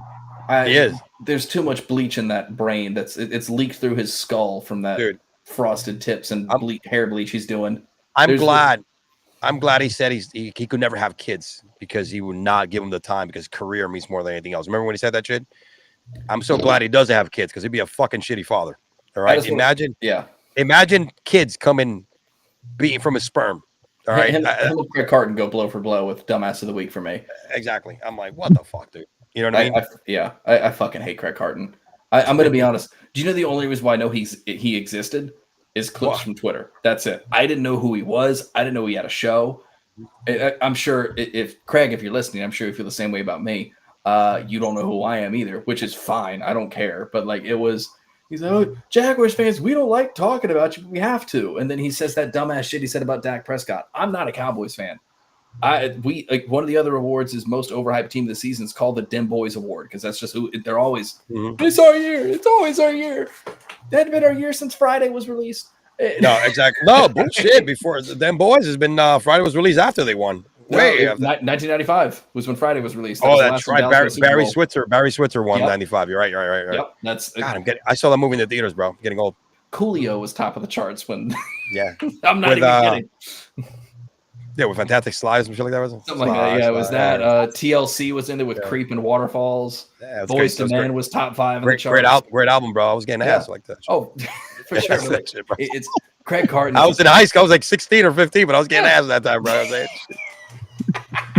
I had my yellow fucking Walkman, bro. You know what I'm saying? There you go. Yeah, there you go. But no, Craig Carton. Shit was skipping every time I'm fucking taking the train or the bus. You know what I mean? But it was all good. Craig Carton saying the shit he said about Dak when he was like, Dak being a father is a distraction and his girlfriend's a gold digger. And I'm like, first of all, who the fuck are you? Yeah, fuck you, dude. Second of all, I'm pretty sure being married doesn't make you a good father. No. I know plenty of married men who are terrible fathers. No. And just like plenty of single dads or fathers out divorced who are great fathers because they have phenomenal fathers. Yeah, exactly. Being married does not make you a good father. No, I'm like, dude, first of all, you don't know her, you don't know him. Don't you have tickets to scam? I mean, look at Tariq Hill's kids, brother, fucking grabbing lighters and setting the house on fire. So what kind of example are we talking about? Miami tried to do him dirty with that headline, and he came out and was like, I don't know where the fuck y'all got that info. We are together and fine. Supposedly, like he said some knucklehead or some dumbass in his team misunderstood the directions and filed the papers. There's a little more to the story here, man, that he's trying to bury, dude. So I'm like, dude, you've been married for like 2 weeks, man. You know what I mean? You should have seen him in Hard Knocks. Oh yeah, she's my rock, man. We're thinking after football right now. She's like the business manager, trying to do this shit. And then all of a sudden, you're like, what the fuck? You already pulling divorce over here, bro? What's going on here, man? Shit. I mean, heads I stay, tails I go. I'm like, holy crap, dude! I know you had a prenup, so it's not about the money. It's not about saving the money or the fucking. You haven't had kids with her yet, so there's no child support. So there's something else going on there. What's happening? What happened last week that we didn't know about? Like, what's going on? All right, and my second douchebag of the week, and I say this with all respect to anybody. There's my fucking Skip Bayless. There it is. Screen. Look at that. There we go. Let's put it on. Let's see it. There it is. Look, I have nothing against the transgender movement or the men, women, whatever the hell you want to identify yourself with. But I do have a problem, and I've been very vocal about it. Not a problem. To me, it's a thing about fairness. And I disagree with biological male playing in women's sports. As a father of a daughter, as a father, period, the fact that, you are taking opportunities from a person that's a female that's been working her ass off. And biologically, dude, where it comes to combat sports, tracking has been proven. This case, swimming, male have an advantage. All right. That's just science. A lot of people may disagree with me, but that's just fucking biology and science. All right. Look at the size of Lia Thomas and look at the size of the other individuals when it comes to swimming. All right. The extremities, their hands. So when I see something like this, I again agree to disagree with most people in this topic. But I think the fact that you have a track individual in high school that ran track and was like the 300th rank in the boys' room, but in the men's room, but all of a sudden, switches to the women's team because he identifies as a woman and is breaking every record that stand for like 15 years. Come on, that's a sign of it's not fair play. So there's women that are losing opportunity for endorsementship, scholarships because of this. And I think I don't care what you identify as, but play with your biological sex. And Lia Thomas has benefited more than anybody from this movement, and now she's pissed off and has been suing the Olympic. What is it called? It's called the. Let me see here. It's the 2024 Olympic. She wants to compete, but they do have a ban in having biological male compete in sports, which she was a big reason for it, and now she's suing. I think it's a dumbass move because they made a policy to ban people like herself. Because they don't want that. They think it's unfair. So I think the lawsuit is a little fucking stupid. I just don't know enough on the whole situation to comment. I feel to kind of have an opinion on it. Like I would have to look into this on my own. I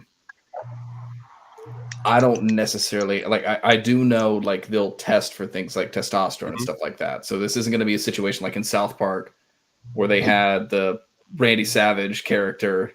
No, you know what I'm talking about? It's not going to be like that. That was a really good fucking show. That was a good episode too. It was hilarious, but it's not going to be like that. So like the people who are like oh, it's just this like jacked excuse. Like, I don't know about that. Like, I personally don't know enough about it to I feel like it, at least from my perspective, to voice something on it.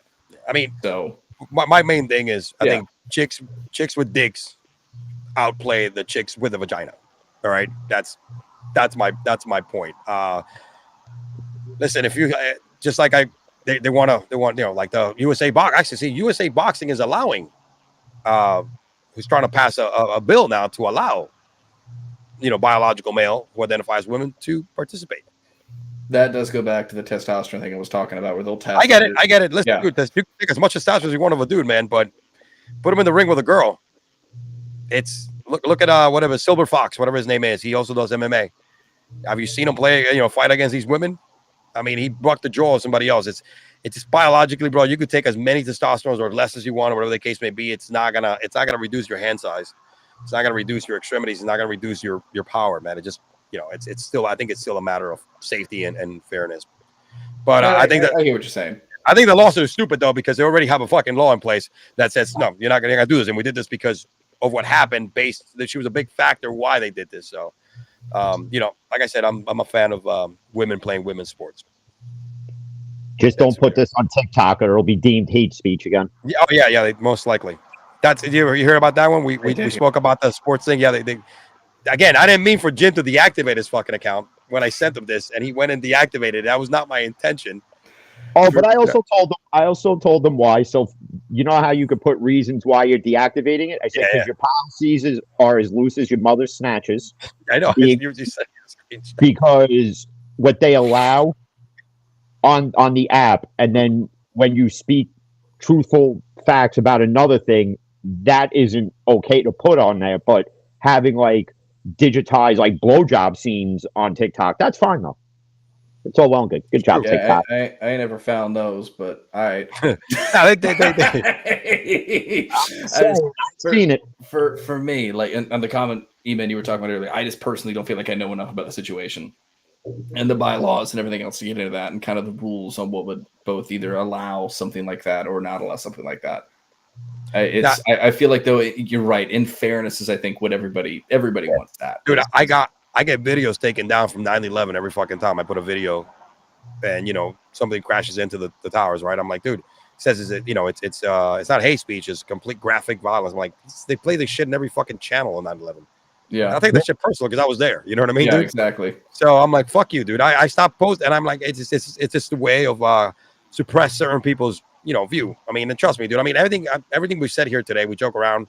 We were spoke about a sensitive subject, but I don't think nobody here disrespected or used any hate speech against anybody in any of our shows. I mean, even Jim, we go ham sometimes and we might curse a little too fucking much, but there's not a single that's hateful coming out. I'm not fucking bashing anybody. I don't think we were like Rick Steiner going against the transgender community. No, Rick Steiner, my God. Because they were at some wrestling convention, and there's this transgender wrestler, Giselle Shaw, and she went to introduce herself to Rick Steiner. He goes, yeah, I'll fucking talk to he, she's, or whatever the fuck you are, blah, blah, blah, blah. That's different. He had to like backtrack the whole thing. But the Steiner brothers, they hopped up on coke and roids. The fall between the roids and the coke, man, they live that life, not just in the ring, bro. None of us are Ben Shapiro. No, exactly. Exactly. God, what a clown. All hey, right. he does have the number one song this in the Billboards this last week, bro. Jesus Christ. Did it make it to fucking it made it to number one. You're fucking kidding me. Yeah. I don't know if it's still there, but it did make it at one point to number one. So have you heard it? Yeah. Oh, it's awful. Yeah, man, It's awful. Oh, but they made it to number one, dude. I mean, shit, man. There's something said about marketing. I mean, Tom McDonald is the number one selling independent artist in the fucking in music right now in hip hop. He is number one selling independent artist. So of course he has a large following. Then they didn't download that song because of him, because of fucking Ben Shapiro. It was more because of Tom McDonald and the whole combination. It's more marketing than anything else. I'd have to look into that independent artist, because there's a lot of big. He is like the number one selling in hip hop. There's some big independent artists. Yeah, he's wild. So before we move on to down the rabbit hole and we fucking watch some fucking cool fucking videos here, man, we gotta laugh. We gotta react to them. I forgot to share this earlier because we're still pretty good on time, man. It's like a 30-second clip, but Stephon Marbury. You remember Stephon Marbury? Who played basketball for the Knicks? Stephon, I'm a big Stephon guy because when I was going to high school, he was a senior, and I saw him play in Lincoln High School one time. A buddy of mine went to Lincoln High, and I fucking rode out there and I saw him play. And you should have seen this guy. He went into the gym with an entourage. This is like 1995 or 94. Oh yeah, no, I heard about it. And he was like the Jesus Shuttle Bowl of Coney Island before the movie came out. That was probably based on him, but he went out LeBron James. All right, he how he does. He went on LeBron James. Hey, the dude has always been a little. He's never played. The elevator doesn't go to the top floor when it comes to our guy over here. But I wanted to share this because I thought it was fucking hilarious. I mean, but he made some sense, but he's definitely not a LeBron James fan here. Ready? Let's go.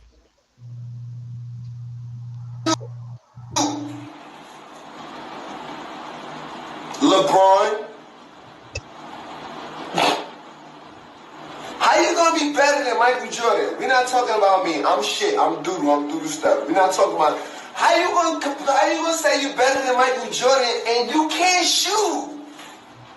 You can't make a fucking free throw, man. You stand on the free throw line and you fall into the middle of the paint, man. You can't even shoot. You can't teach kids how to play basketball and shoot the ball and don't know how to shoot. This is a real basketball player talking, dude. This ain't one of your fans. You can't even shoot. And you talking about you better than Michael Jordan? You must be out, man. You can't shoot, man. You can't fucking shoot, bro. See, now I'm curious. I'm pulling up their free throw percentages now. He's actually gotten better, believe it or not. I'm trying to check this out. No, LeBron is a free throw shooter? Absolutely. Yeah, he's gotten better. I'm trying to find it. And his shooting percentage has gone up, but he's right. I mean, if you look, most of his career, man, he was all battling down the basket. He couldn't shoot for shit. Jordan's free throw percentage, 83.5.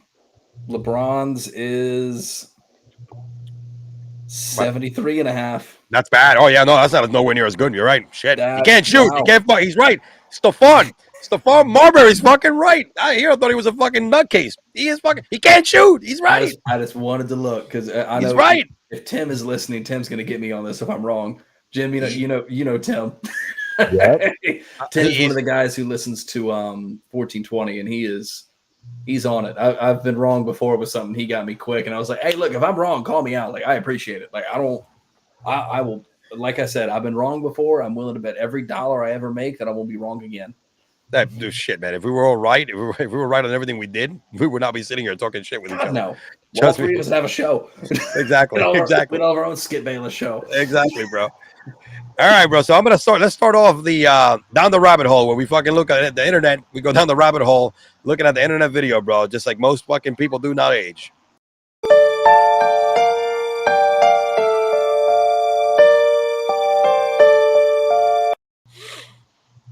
Yo, this first one here. Hold on a second. Let me go back. You can see it on the screen, right? This first one here is a dude, some low level journalist or something. He's calling some fucking sled race or something, but it's hilarious what happens to him. Looks and like give him props. Matt Damon. Yeah, look at it. He does look like Matt Damon. You're right. I'm rolling. Yep, no, not from the side. All right, so I've got my trusty stopwatch, and here they come down the hill. It looks like Ruben is in the lead, and here comes out.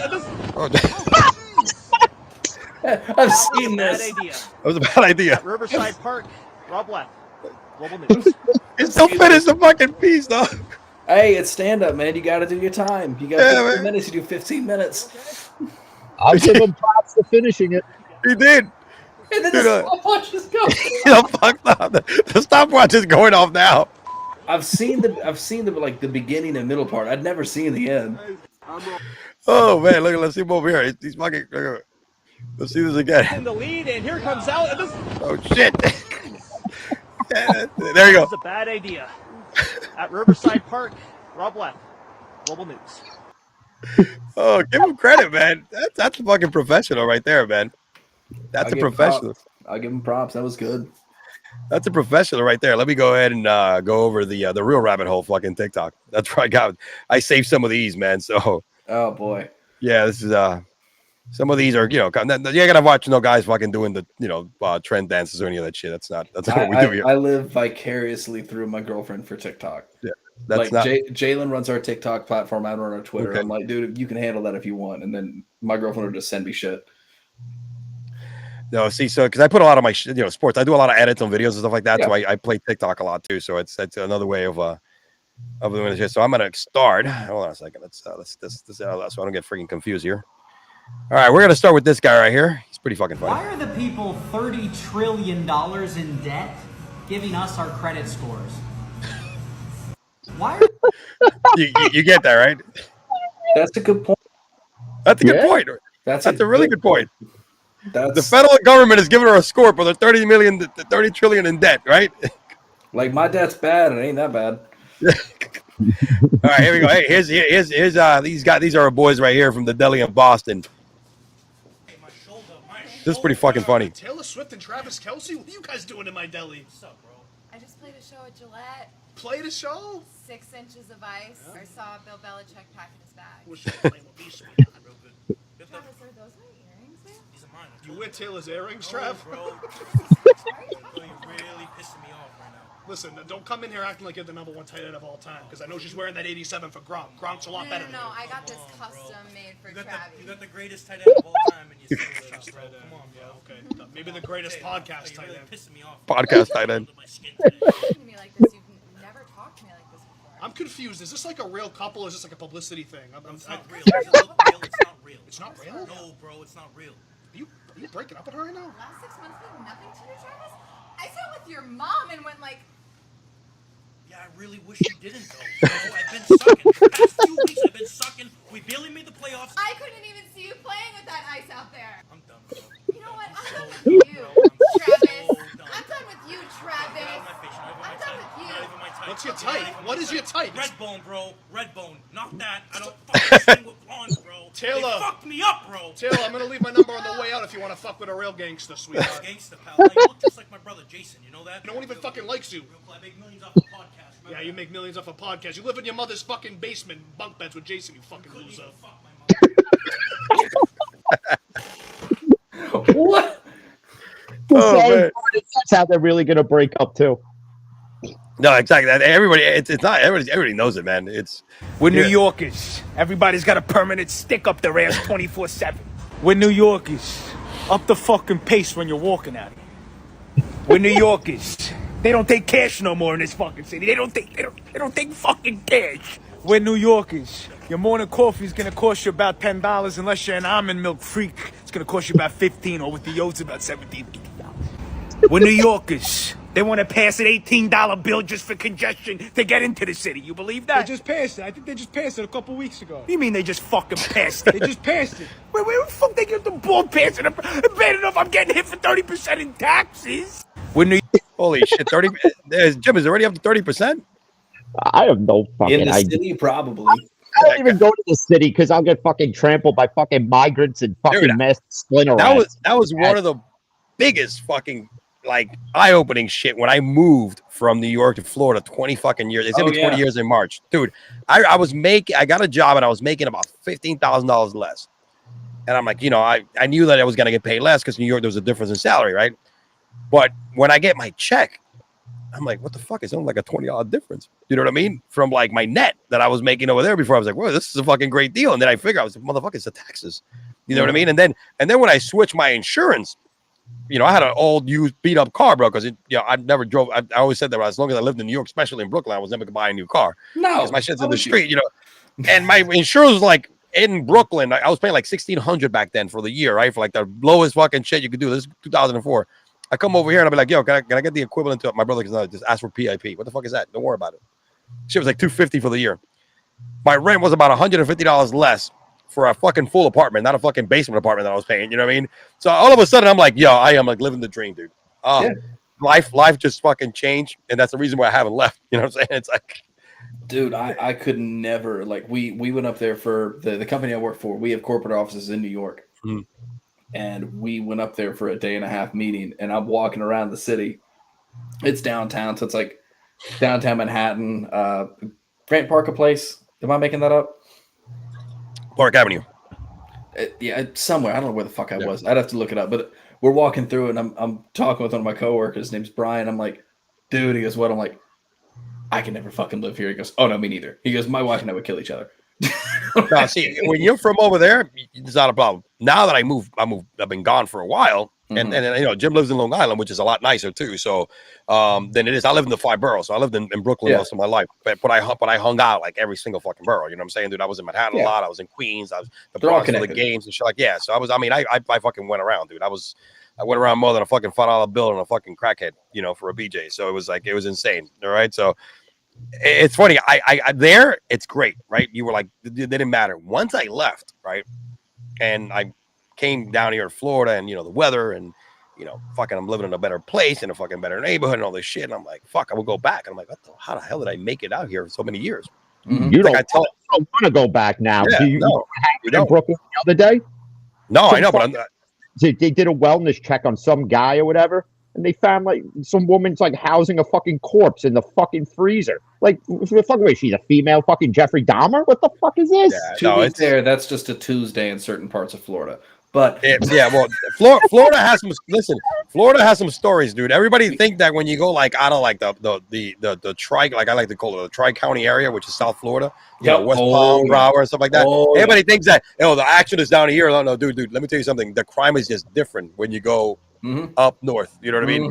When you go past Central Florida, it's different. The crime is a little different. It's not as vocal, you know, like you see on the news, because there's no tourists there. You know what I mean? There's not a lot of fucking people, but no, the crime is it's gnarly, man. It's gnarly, dude. Lived there, I know. Yeah. Listen, Jacksonville is funny. Somebody posted the top 10 dangerous city in Florida, and of course, I think out of the top 5. I think Miami had 2, and Jacksonville, I think they had number 3 or some shit like that, bro. So it's like Jacksonville's up there. Yeah, it's dude, they got some hoods down here too, man. It's they got some hoods that I would not be caught on. Listen, when I used to drive here at night, everybody told me this shit, because here's Miami, South Florida is known for carjacking like crazy. And I'm driving from South Beach at 4 or 5 o'clock in the morning, and I don't know how the hell I would get stranded in some random neighborhood. I was like, dude, 27th Avenue, this avenue, you don't fucking stop at red lights. Let the cops stop you and give you a ticket. And that's what it was. You would go, maybe leave you're slowing down and take it. Make sure there's nobody there. Because, dude, you stop for the light, all of a sudden you got 2 dudes with guns in your head. You know what I'm saying, dude? It's like, it's crazy. There's carjacking down here. It's crazy. If you ever want to see, like, the Cat Williams did a special where he was in Florida. The first 10 to 12 minutes of that show were him just ragging on Jacksonville. Every fucking word he said is true. He's like, it is. He's like, Jacksonville is the one city, and anybody from Jacksonville who's listening or watching knows. He goes, Jacksonville is the one city where if you type in certain places on your phone will not let you go there. It's like if you type in Moncrief, Moncrief that was a city. That was a city. It was Moncrief. Now they mentioned Moncrief is the road that goes through part of Jacksonville. It's the bulk of the bad areas in Jacksonville stem from Moncrief. It is, man. It's been a minute since I've lived there, but when I was around there, like it's something you just don't go there. That's it. Like there was one where his comment was like, "You ever stopped at a gas station, realize you didn't need gas that badly?" Yeah, that's true. Let me go ahead and play the last one here as my guy again. It's funny how we lock up items on the shelves. Let's go back It's over funny here. how we lock up items on the shelves, but not the criminals who steal them. It's funny how we lock up. Hey, items on the that's shelves, New York all the but way, not bro. The criminals who steal them. Oh yeah, that's New York all the way.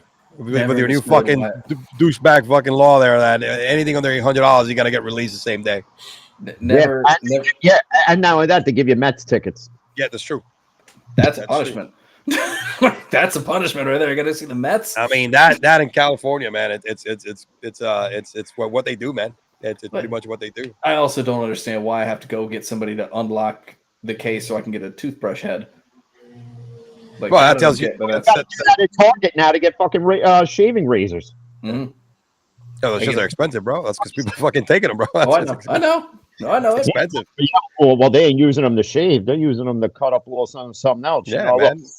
Yeah, you need to mix that shit right, bro. You got to be thin, bro. You got to make sure that. See, There's that that's man why talking. that's why Skip Bayless's thoughts are so fucked up, because he's doing morning tootskis before his fucking show. Absolutely. No, Bill, Skip Bayless fucking run lines, dude. All right, of dead hookers. Okay, probably in his fucking weekend. That he loves fucking. I'll guarantee you that dude has done more coke, all right, than fucking Scarface and Tony Montana, all right, and fucking Scarface. You know what's crazy? You're talking about that shit. I just watched the great series Griselda Blanco. You know the new. I need to watch that. Dude, I need to watch. You know, it is like, and you know who the main actress is, right? Yep. Sofia Vergara. Mm. And dude, well, they made her. So Griselda Blanco was an ugly ass fucking bitch. I mean, that woman was ugly as shit. Oh yeah. So it's hard to make her look ugly, but they actually did the face. You couldn't do nothing with the body. The body's still there. I mean, it's great, but they made it. They did. It's a great fucking show, man. It was like I'm watching Narcos again. You know what I mean? But with like holy crap on steroids, man. It was good. It's a good show. Highly recommended. Definitely highly. I need to. Abroad with bongos. Yeah, no, her bongos were great. You could actually at one point, you don't show them 100%, but there's a scene where you can see her from the back. You can see like a side boob with Sofia Vergara. So it's the most you've ever gonna see from her, man. But I was watching it with my wife, so I told my wife those are one of my crushes. I remember when she used to do Spanish television, and she was a model from Colombia at 18. I was like probably like 16. I was like, yeah, her and Shakira were my two growing up fucking crushes as a kid. I feel like Shakira was everybody's crush. Yeah. Her breasts were humble. That's right, man. You know, her hips, they never lie. They're telling the fucking truth all the time. Hers more J-Lo's hips. My God. Yep. Give me any hips. Yeah, that's all we got this week, my man. Garrett, we appreciate you coming on, brother. Why don't we definitely we got to do this again, brother. We got to do this again. We had a good time, man. Definitely we got to do this more often.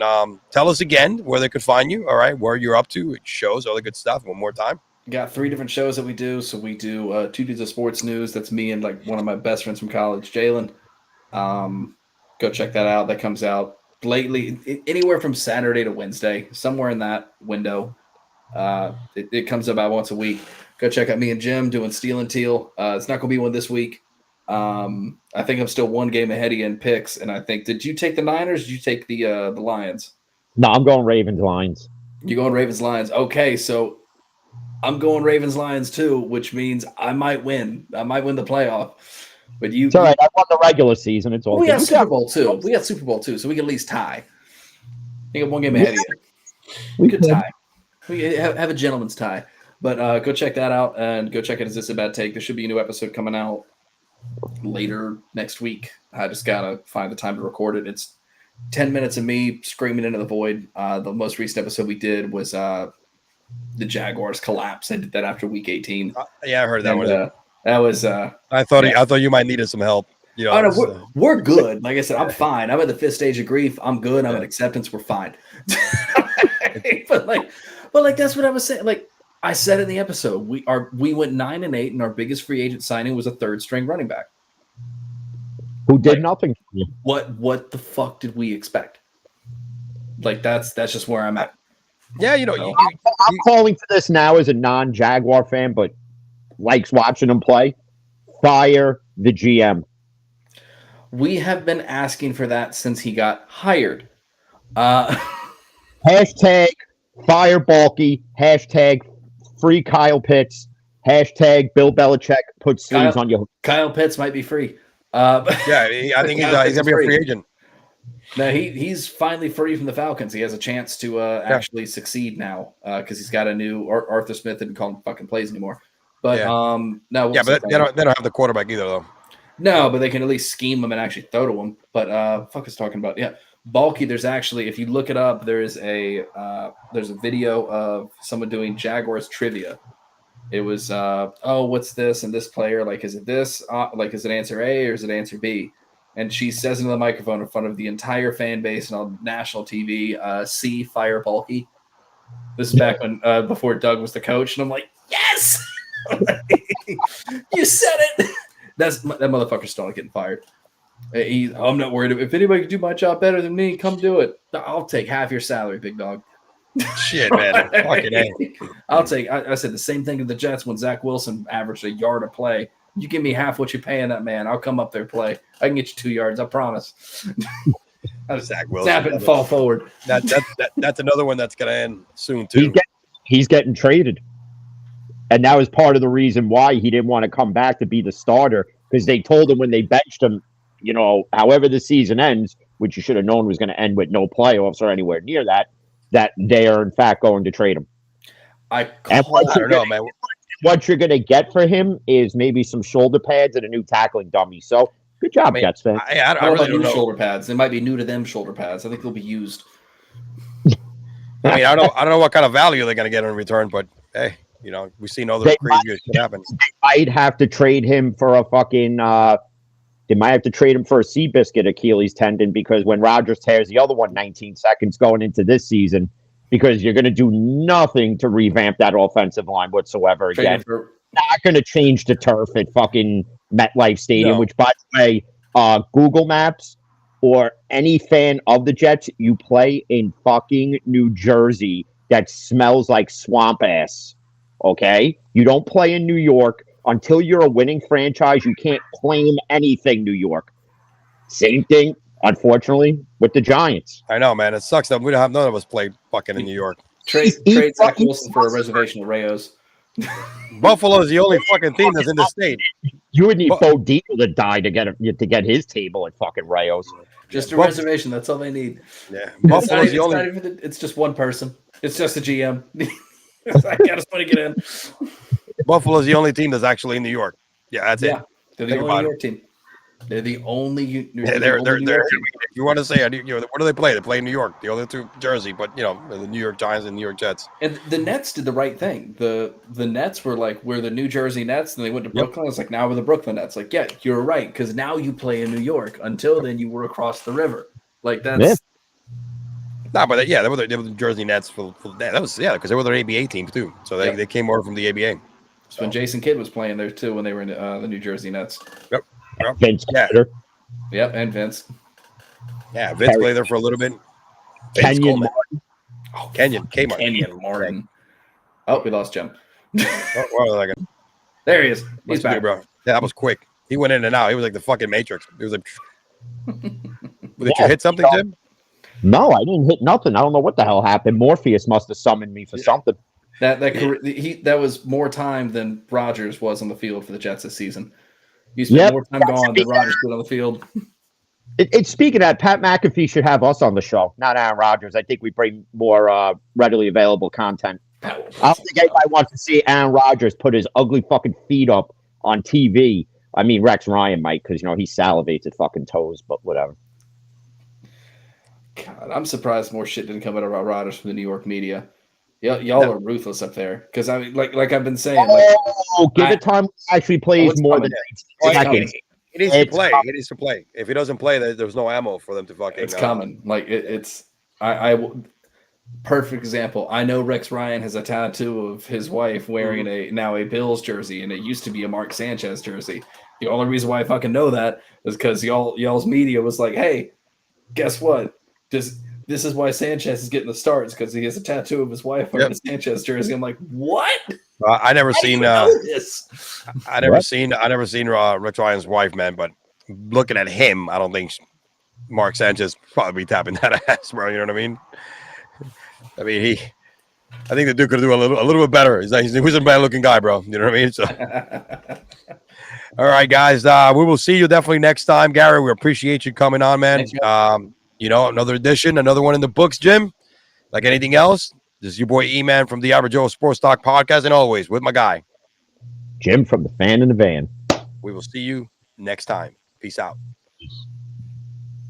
Yo.